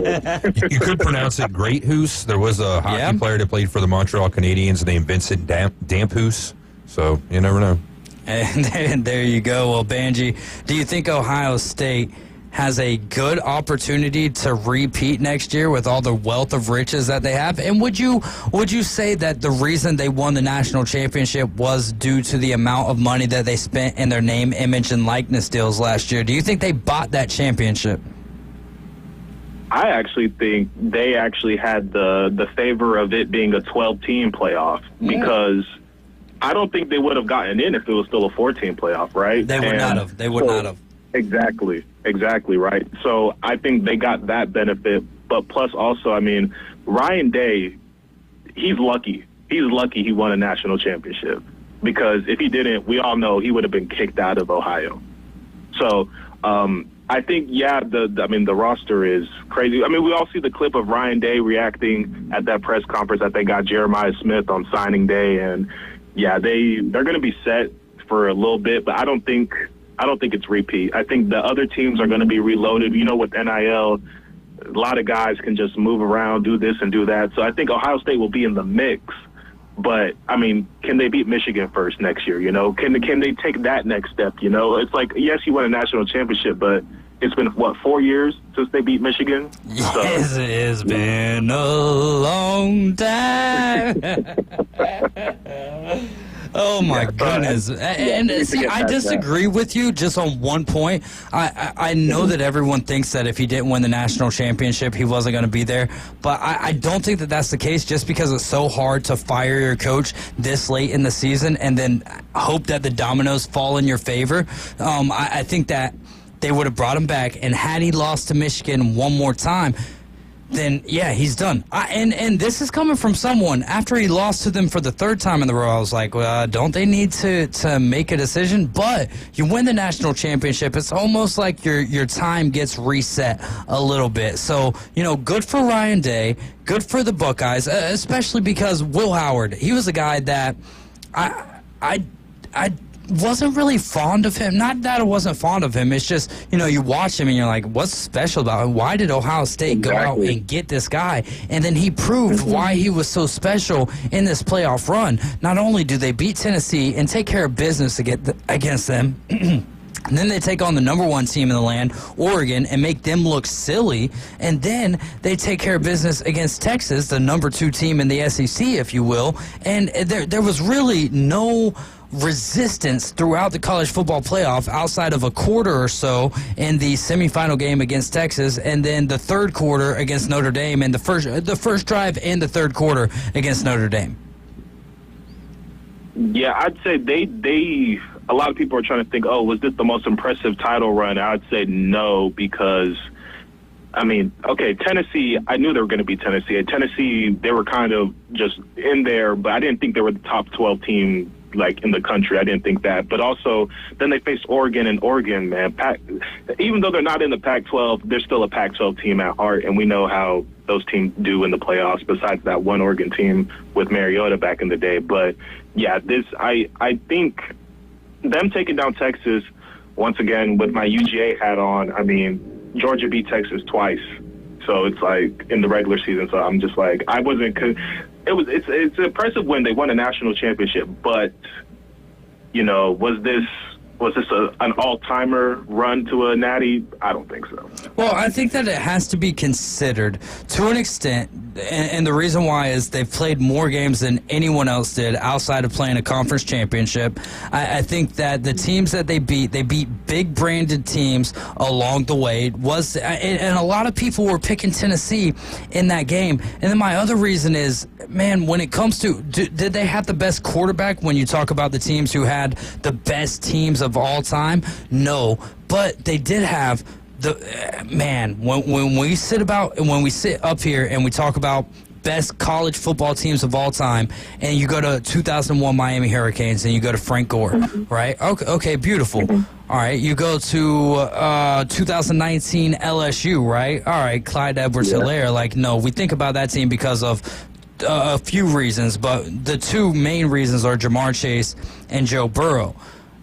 You think about this Ohio State team, and it really didn't start coming on strong until late, but Quinshon Judkins and Travion Henderson, and then you think about Jeremiah Smith as a freshman could be one of the top picks in the NFL. I think there's something to be said for that, and maybe I'm just giving extra praise just because I don't want people to think when the SEC is up, I'm on there. No, it's not about that. I'm a football lover, and so I want to keep things real as often as I possibly can, and so do I think Ohio State is one of the best teams of all time? No, but do I think that they could maybe find their way in there if there was a reality gaming console that could, make reality happen on a screen? Who knows what would happen in the outcome of some of these games? But we'll move on because we don't have a lot of time here. Who do you have in the AFC and the NFC Championship? You're listening to ESPN Northwest Florida. We have Banji Bombadella on with us. He's a sports reporter for the Panama City News-Herald. AFC, NFC Championship, who do you have in those games? What are some of the things that you're looking for, my friend?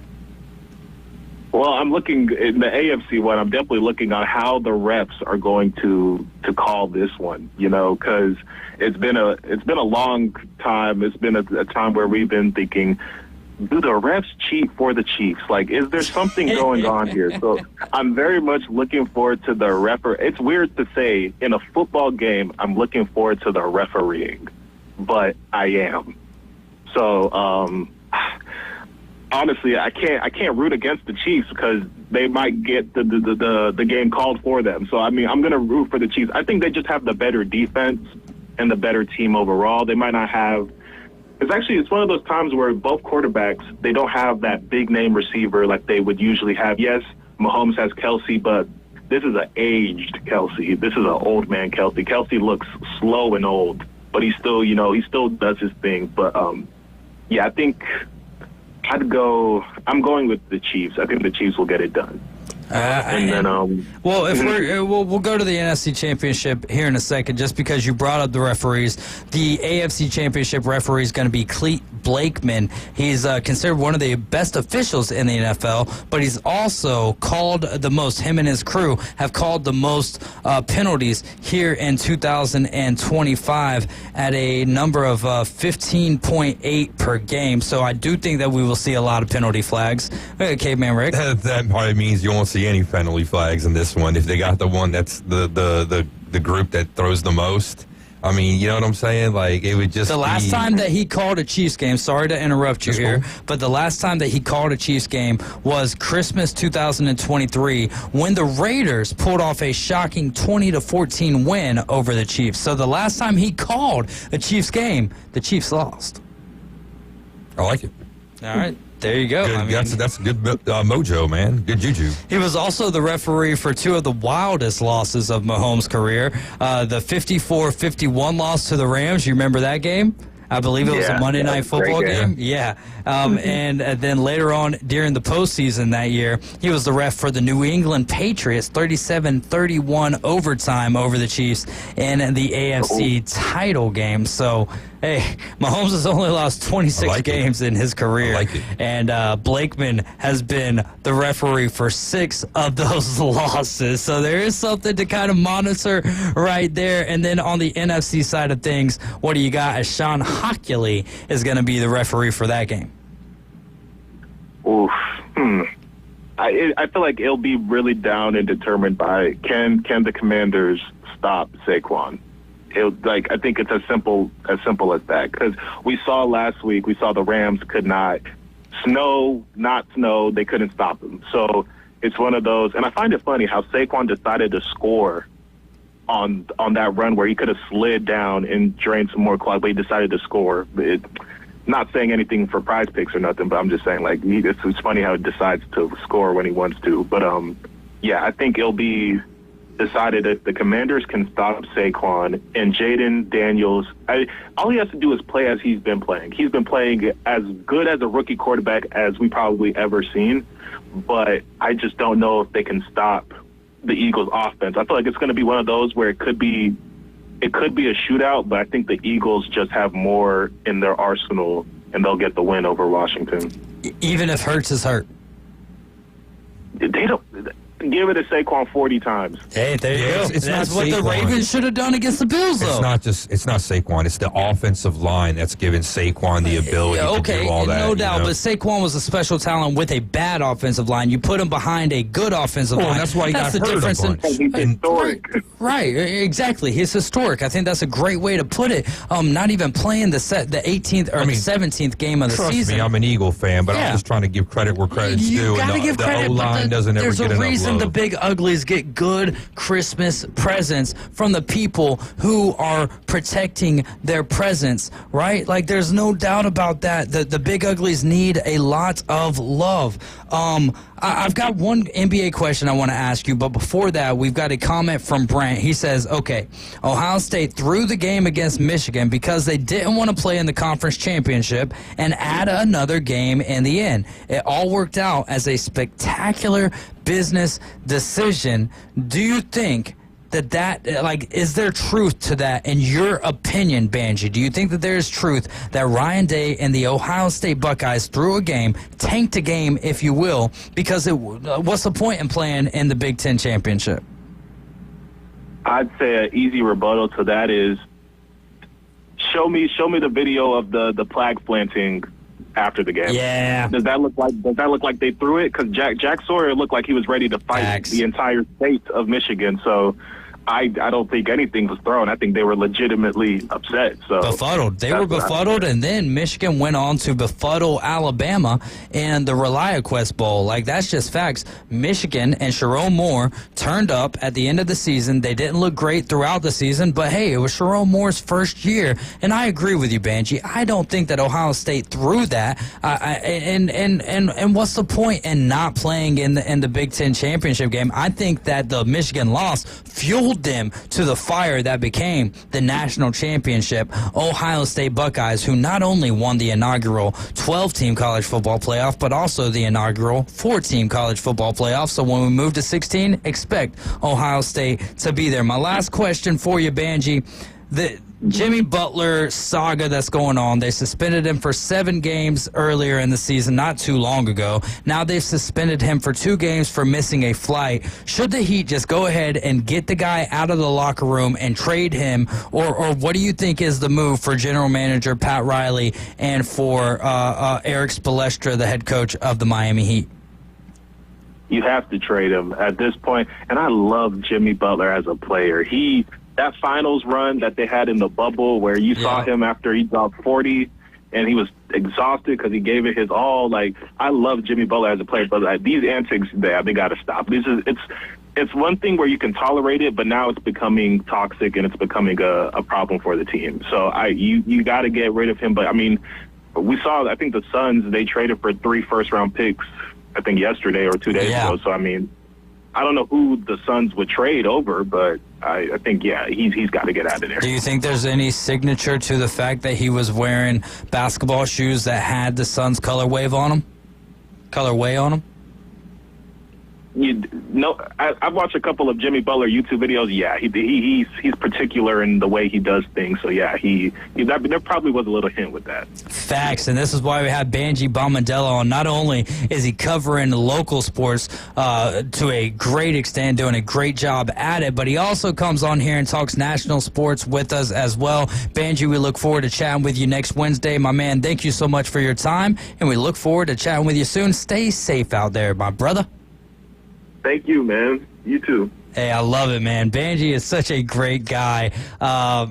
Just from the first time that I ever met him, like there was a time that I talked to him about a year ago trying to get him on the show, and just things didn't work out because he was getting his footing going and all that. Then he comes into the station for the first time, and I was like, oh, this guy is legit. And I don't mean legit as a sports cover, because he absolutely is. Covering sports, he's legitimate. But for me, I don't look in what you do as a career if I'm going to mess with you or not. For me, it's, are you a good person? And anyone who knows me, who's in my circle, they will attest to the fact that I only keep good people in my circle. And so 9 times out of 10, and there's those 9 times out of 10 every now and again, the people in my circle can, get along with each other. But there's those few anomalies, as there is everywhere in the world. You guys are riding with the Afternoon Underdogs. This is ESPN Northwest Florida. Tyler Bishop coming up next. ESPN Northwest Florida. It's the Coach James Hale Show. You are my son. What was the question again? Sorry. I don't know. Has Alabama played Can we focus? in basketball? No, they have not played yet. ADH, can you kind of get with the program here? Please have a withdrawal season, the football season being over already. I know, man. Can you believe it's over with? What a season. It was so long. It was.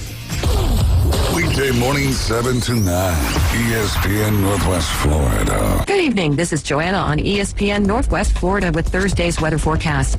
Clear tonight with a low near 31 and a wind 5 to 10 miles per hour. Mostly sunshine tomorrow morning, a light wind out of the north, and a temperature of 44. A bit warmer in the afternoon and evening around 49 with sunshine and a wind out of the north-northwest at 6 miles per hour. Sunny Saturday, a light breeze and warm around 52. This forecast is brought to you by Ellis Agency Insurance. Thank you for keeping that dial at ESPN Northwest Florida. Rely on it. Are you tired of hearing 2 weeks when you call to get your boat worked on? Hey folks, it's Chris Kramer with Kramer Marine and Outdoor, and we'll get you in and back out on the water as quick as possible. We're a full-line Yamaha outboard dealer and Suzuki outboard dealer, and we have master-trained certified mechanics on site. So if it's just an annual service, electronics install, trolling motor install, or all the way up to a full repower, we can take care of you. So stop by and see us in the corner of Frankfurt and 23rd next to Bill Kramer GM, or call us at 850-851-0453. ESPN Northwest Florida is thrilled to introduce the newest members of the Panama City Beach Chamber to our vibrant business community. Welcome to the Beach Chamber, Blue Marlin Title Group, Capital City Bank West Bay Office, Keller Williams Success Realty, Les Lane, Rink Law Offices PLLC, Elevated Fabrication Systems, ProCab Elevators, Flying M Creative and Engraving, and Gulf Winds Animal Hospital. We're here to support your success and help you connect with our community. Congratulations from ESPN Northwest Florida. Now back to the Afternoon Underdogs, But I wonder how much time he really kind of put into the playbook. where it's halftime all the time. He may be the cream of this crop of quarterbacks. The Afternoon Underdogs. But they got to do something here, but otherwise this is just going to be another lost season. ESPN Northwest Florida. We're really on this tech. These things are trash, man. We got to find the ones we like, and so we could just like put those other ones on a different page so we don't have to use them, because this is not my style of bumper music at all. And I hope those of you who are listening don't kick us off your radio station just because we're sounding like that. All right, Holland Hart's ESPN Northwest Florida, the Magic Express. You can win 2 passes to watch the Orlando Magic host the Sacramento Kings Saturday, March 29th. You're going to be watching the game from a luxury suite. That's sweet. Free food during the game, also sweet. Plus your hotel's included in the ultimate road trip, which is ultimately sweet. Plus James Fife and his wife should be going to this game, so you'll be able to meet an awesome personality of the Afternoon Underdogs. We're going to be taking a busload of sports fanatics to ride the Holland Hart's ESPN Northwest Florida Magic Express. To enter, open the ESPN Northwest Florida app and crush the Enter Contest button. If you don't have the ESPN Northwest Florida app, go to your Google Play Store or your Apple Store, type in 104.3 ESPN Northwest Florida. Brought to you by PCB Hobby, Panama City Toyota, Holland Hart's in Fairfield, Hampton Inn on Thomas Drive, and by Home 2 Suites. And we'll have the Trailblazers and the Magic coming up on our air right after the Afternoon Underdogs cover starting at 6 p.m. for the tip. And we've got the college football prognosticator, Tyler Bishop, on the line with us, giving us some of his time this afternoon. Tyler, how was your snow day, my friend? Dude, man, it was pretty great. I was kind of a doubter of especially the amount of snow, right? Same, like, I mean, I grew up here every year. Like, oh man, it's going to snow this year. Oh, it's always one of those type of things. Like, it's always going to happen, and then it never does. And then it actually happened. So I was like, man, this is pretty. Like the fact that it happened, and then the amount that we got, and the fact that it stuck for, I mean, going on 2 days now. You know, it's definitely a once in at least my lifetime experience. Yeah, no, I'm right there with you, man. Built a snowman today, actually, right in front of the station, and took a little picture of that, put it on our snowman contest. And those of you who are listening, we're down to 8 photos. So go to the ESPN Northwest Florida page and like the photo that you think is the best, because the photo with the most likes at the end will win $25 to Major Smokehouse and $25 to not the, but that boot store. So did you build a snowman? I built a very miniature snowman, kind of like early into the snow, because I was like, all right, I want to kind of enjoy this while it's going on. I didn't expect it to last. I mean, it's snowed for like 6 hours, I think. Yeah, buddy. So I was kind of like early in the situation. I went with it, and then I was like, all right, it's going to die off here in a minute. And then sure enough, we kept getting some more. And I never made a big snowman. A little bit more time out in the cold than I was willing to put in. But yeah. That is true, man. I just think it was one of those things that brought the community together and kept us away at the same time, because we couldn't be driving around all the driving around the roads and all of that stuff. Bay County law enforcement and the firemen and EMS, all of that, did such a great job of just relaying the information and keeping people off the roads. And so that way we have fresh roads to be driving on tomorrow. Bay County schools will be open tomorrow afternoon, the exception to that being University Academy. All right, so Aaron Glenn has been hired as the Jets head coach now. Do you think that they should have went with an offensive mind, or is this just par for the course for the Jets? What do you think of the Jets landing the Lions defensive coordinator, Aaron Glenn?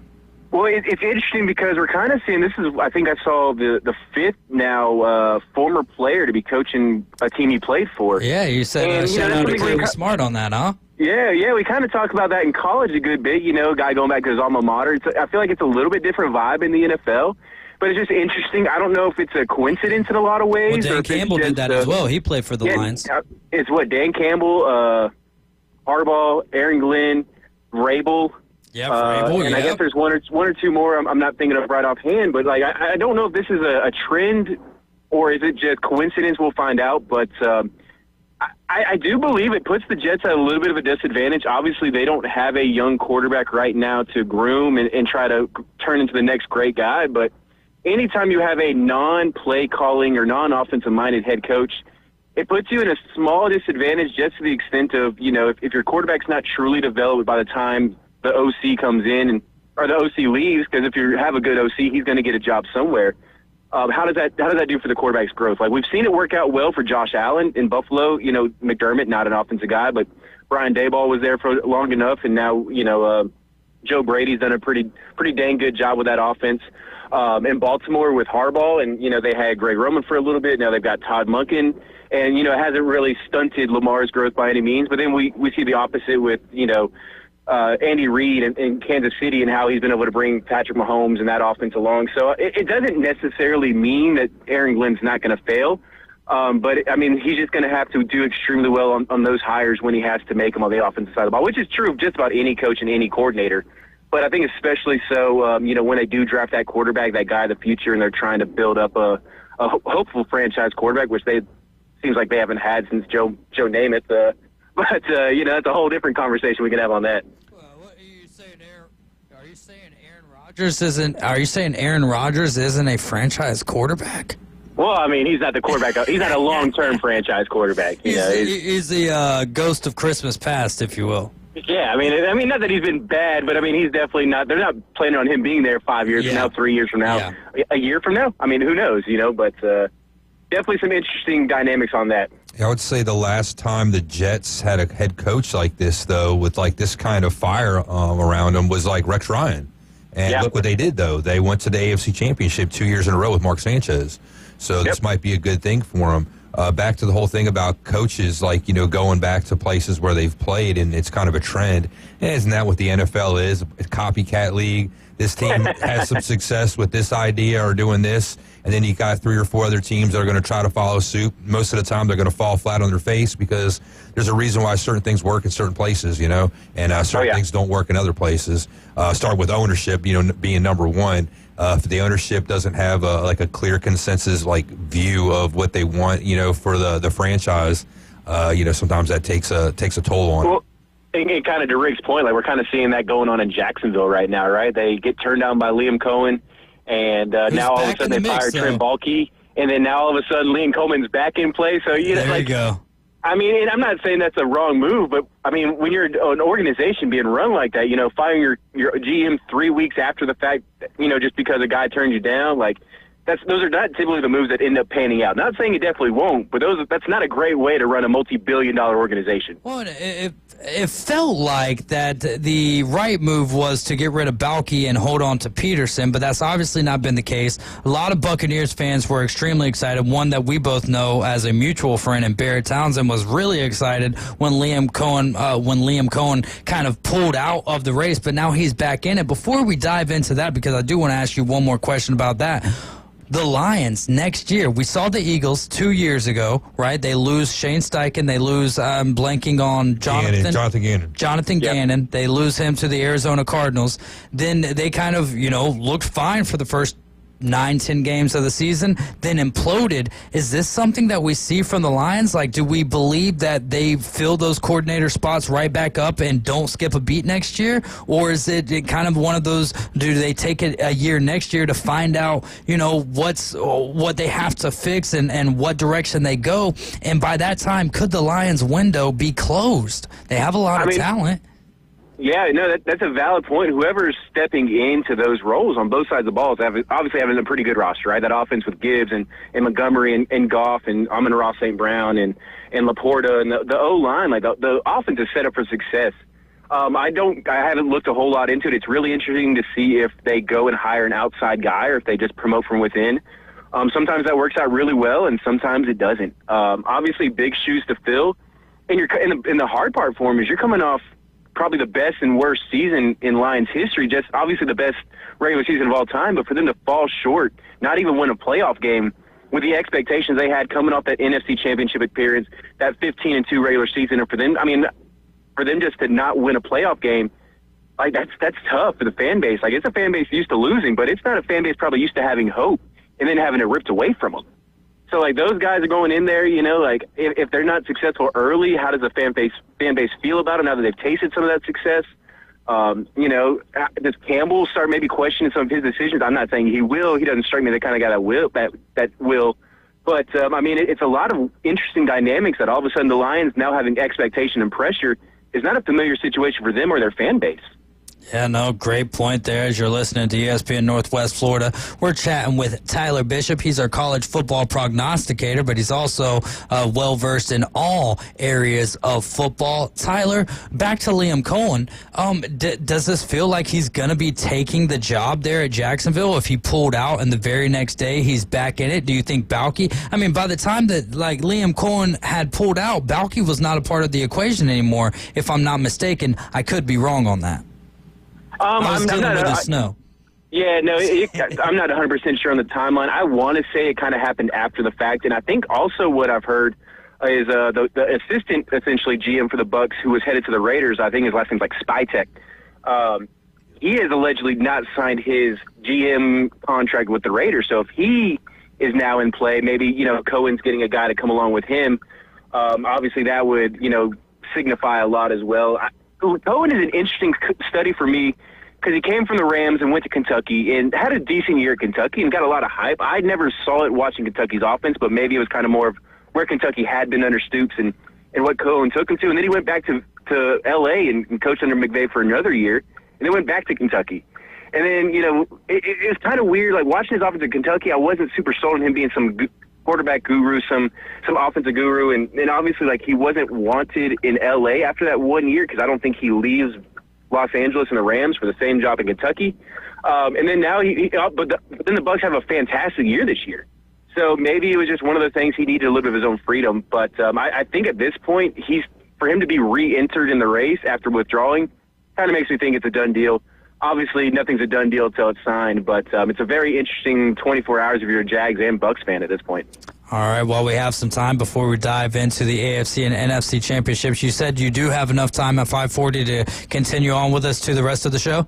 Yes, sir, I got you. All right, with that being said then, thoughts on the national championship, Ohio State getting the job done. I don't know how much you ended up watching after Ohio State took a commanding lead. I know that you were watching the first drive there, but just kind of take us through some of your thoughts of the national championship game between Ohio State and Notre, also known as Notre Dame. Man, I was a big Notre Dame detractor going into the game. I did not think it was going to be super competitive. And in that first drive, 18 plays, 75 yards, picture perfect if you're Notre Dame. That's the kind of game they needed it to be if they wanted to have a chance. Hold on to the ball for long. They took up, 10 minutes, I think, of the first quarter. That was just flawless execution by them. And then it kind of proved to be more the exception than the rule for how their offense was going to play that game. Notre Dame jumped out that great 7-0 lead. Riley Leonard looked gassed at that point. It was just not a sustainable method of them moving the ball, and I think they realized that very quickly. I think it was 8 or 9 rushes he had on that first drive, and I think he threw up on the sideline after that first drive kind of from exhaustion. But that was the game they needed to play. They just could not sustain it for 4 quarters. Ohio State got up to, I believe it was a 24-7 lead at one point.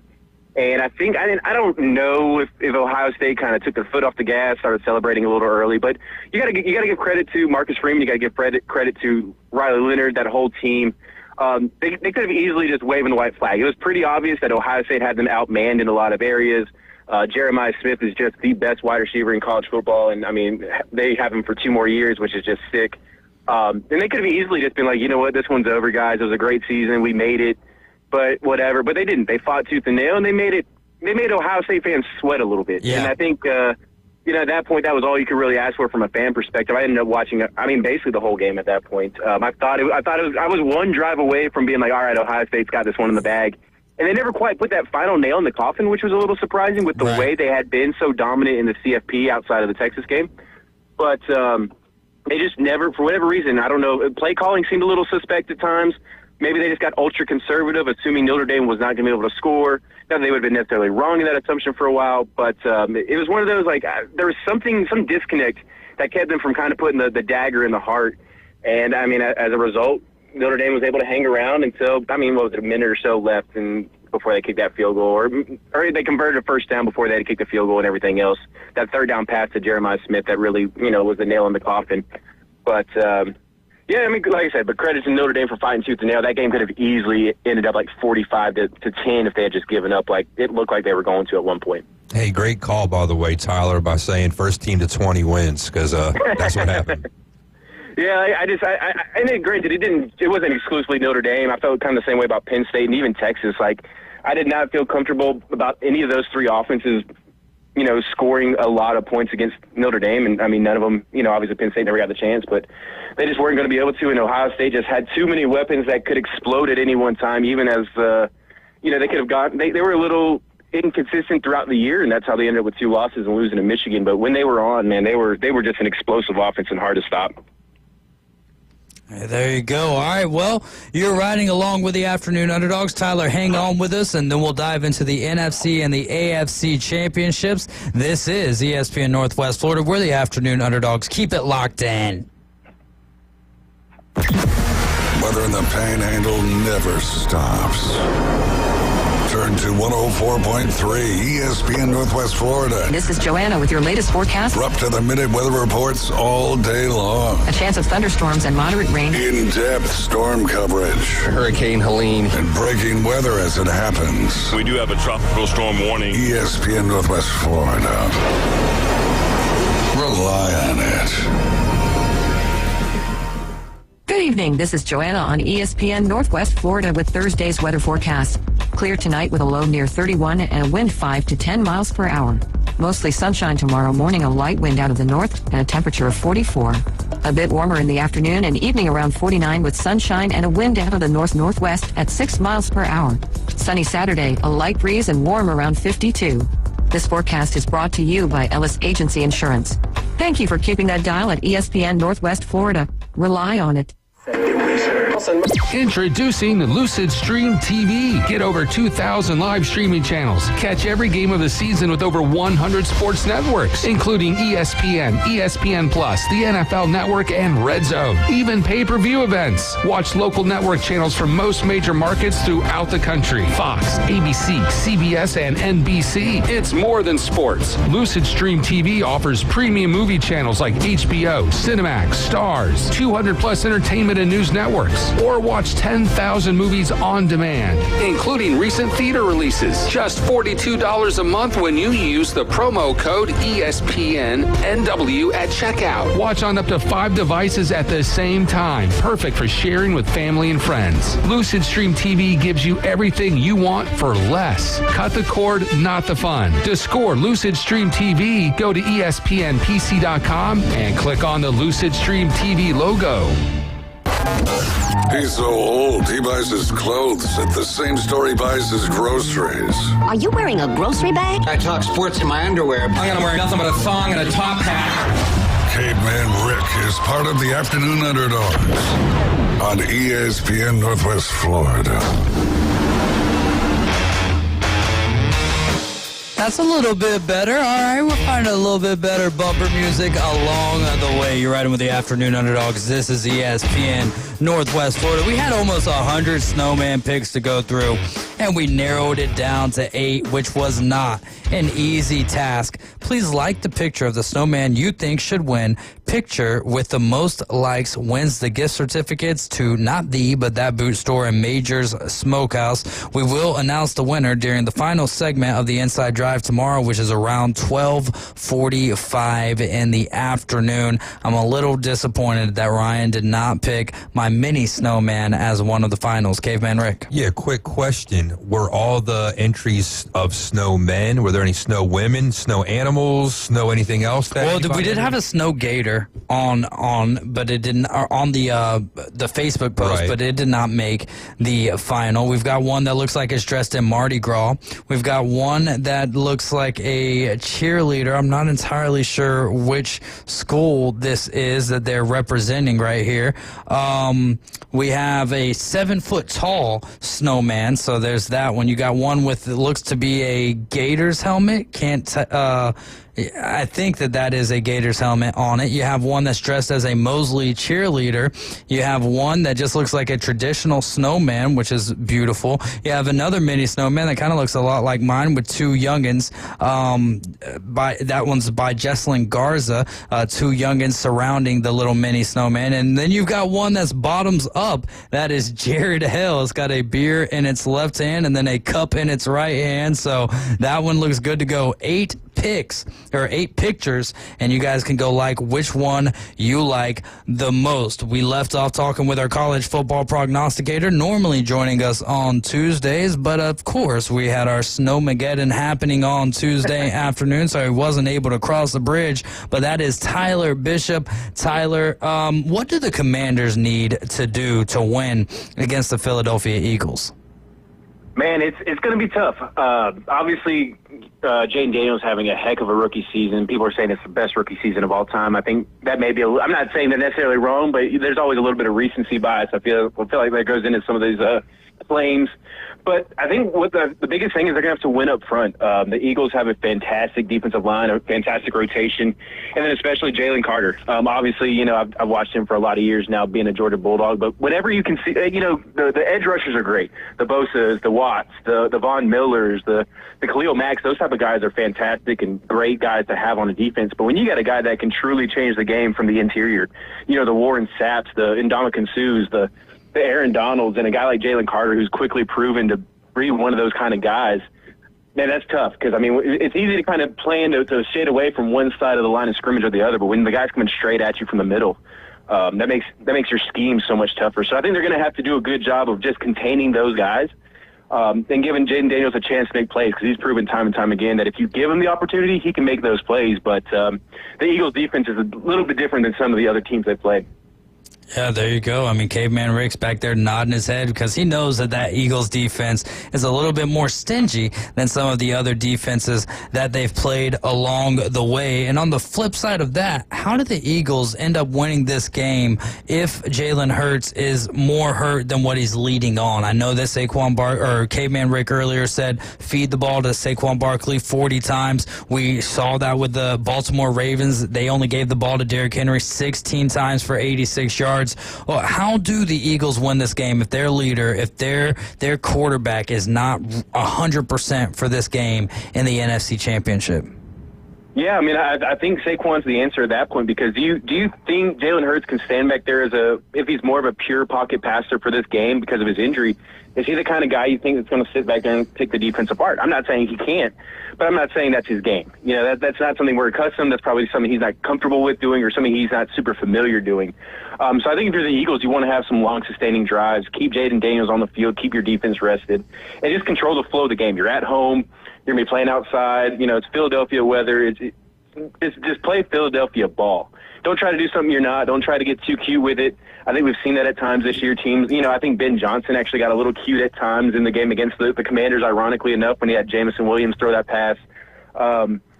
Just play your ball, but yeah, you're going to have to win up front and keep your defense off the field, keep Jaden Daniels off the field as well because he can't hurt you from the sidelines.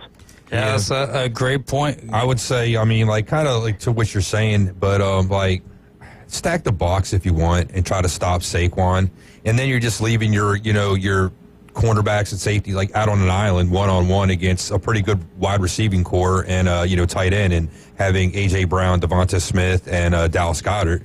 So pick your poison, I would say, and then if you want to try to, stop the pass game, and try to, contain Jalen Hurts from beating you that way. Like you said, Saquon, just even RPO. There's so many ways that the Eagles can still beat you.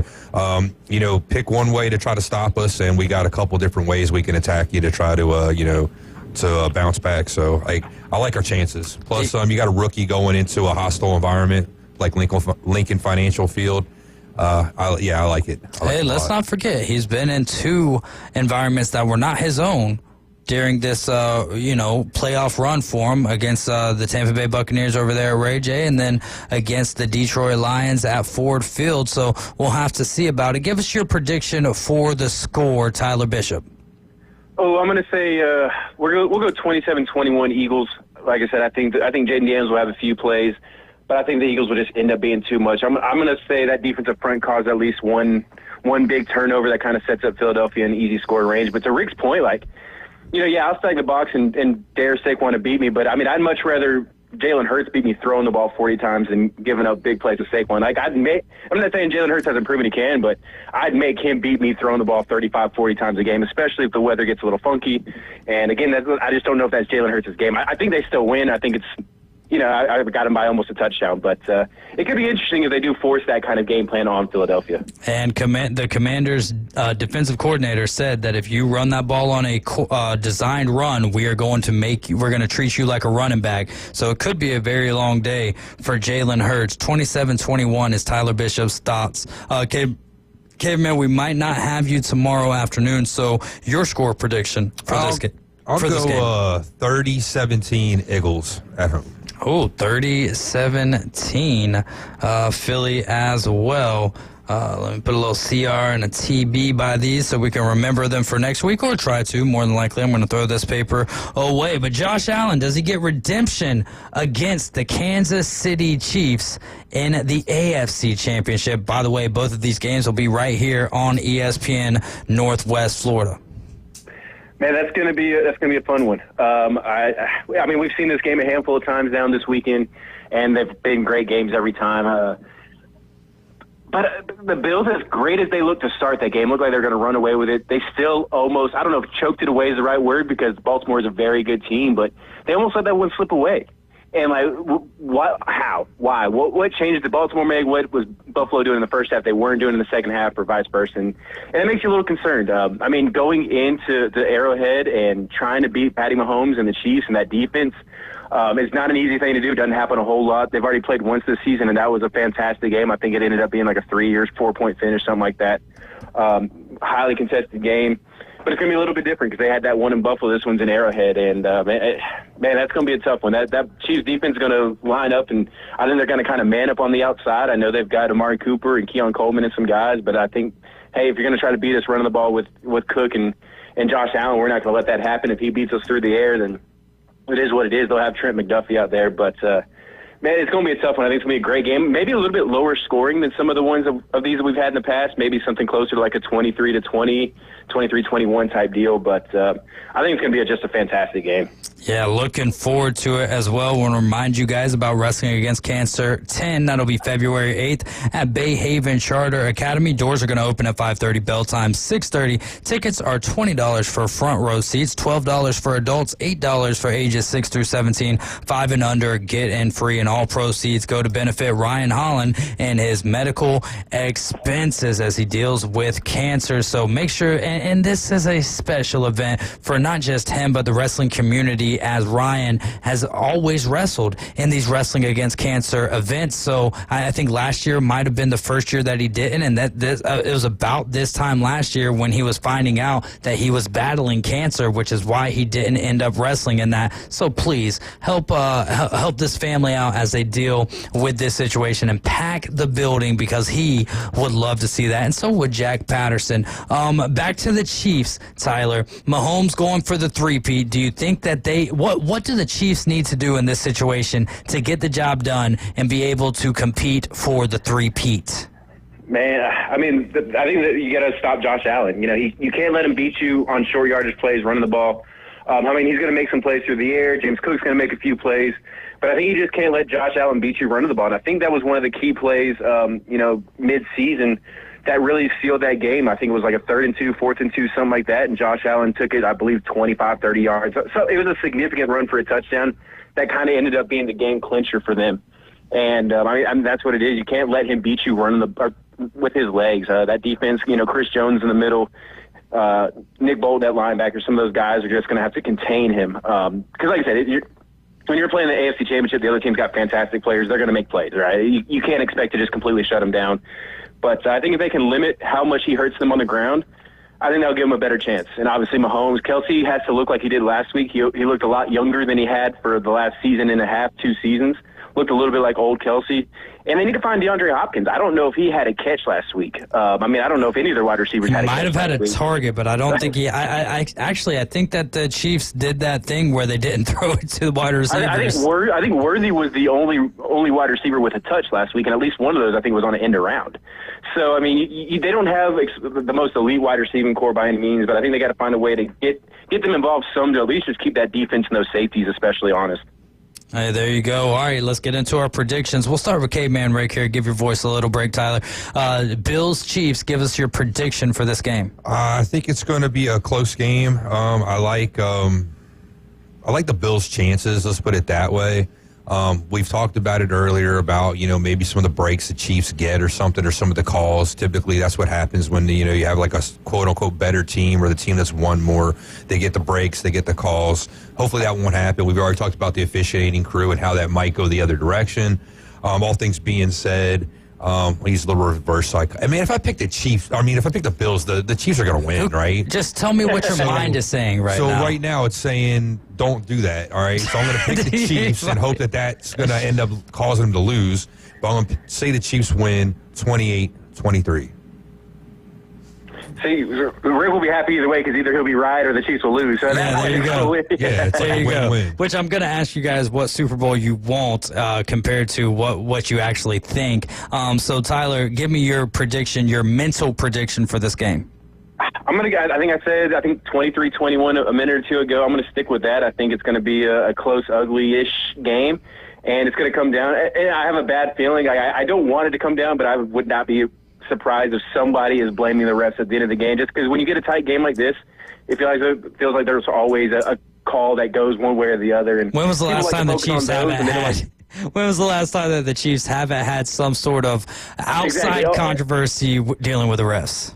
Exactly. I mean, they're winning, 15-2, and everybody thinks the refs won them every game. Like, at a certain point, come on, they're just a good team, but that's a whole different discussion. Me and you see eye to eye on that. The rest of the world, not so much, but, that is what it is. There's numbers to kind of prove it as well, as we've talked about before when we've had you on the show. Running out of time here, what Super Bowl matchup would you like to see? I'd like to see KC, Washington, just because, obviously, I think we want to see the chance for the three-peat, right? But, I was a pretty decent – I liked Washington back in the day. Champ Bailey got drafted there in the Steve Spurrier days. I had some fond memories of them. And plus, I think it'd be kind of cool just to see somebody different win it if it's not going to be the Chiefs. We've seen the Eagles win it relatively recently. And I'd get in a lot of trouble if I said I want the Bills to be there at all. So, we'll go KC, Washington. Just either we get a three-peat or somebody different. And either one of those I'd be okay with at that point. Caveman Rick? All right, so the one that I want to see I want to see the Eagles obviously be there, and the other team, probably the Bills. I don't want to see my NFC East rivals there, and I don't want to see Kansas City. What I think is going to happen, probably a rematch of a couple years ago, Chiefs-Eagles. Hey, there you go, man. I think that would be a good one. Tyler, anything you want to leave the people with? No, everybody stay safe. The roads are still, driving home today, the roads were still a little iffy at points, so just make sure everybody's paying attention out there. And I'm sure Rick would kind of like to see the Eagles get some revenge. So if the Eagles are going to make it, the Chiefs wouldn't be the worst opponent just from a revenge standpoint. Oh, I'd love to end that three-peat. Absolutely. Hey, Tyler, we got to go. Y'all go see Tyler Bishop over there at one of the Chick-fil-A. We got one on the beach and the one in Callaway that he works at. Go check him out sometime. We're out of time for the day. Just remember the most important thing I've said all afternoon. Jesus loves you, so do I. Magic up next. ESPN Northwest Florida. The Magic plays here.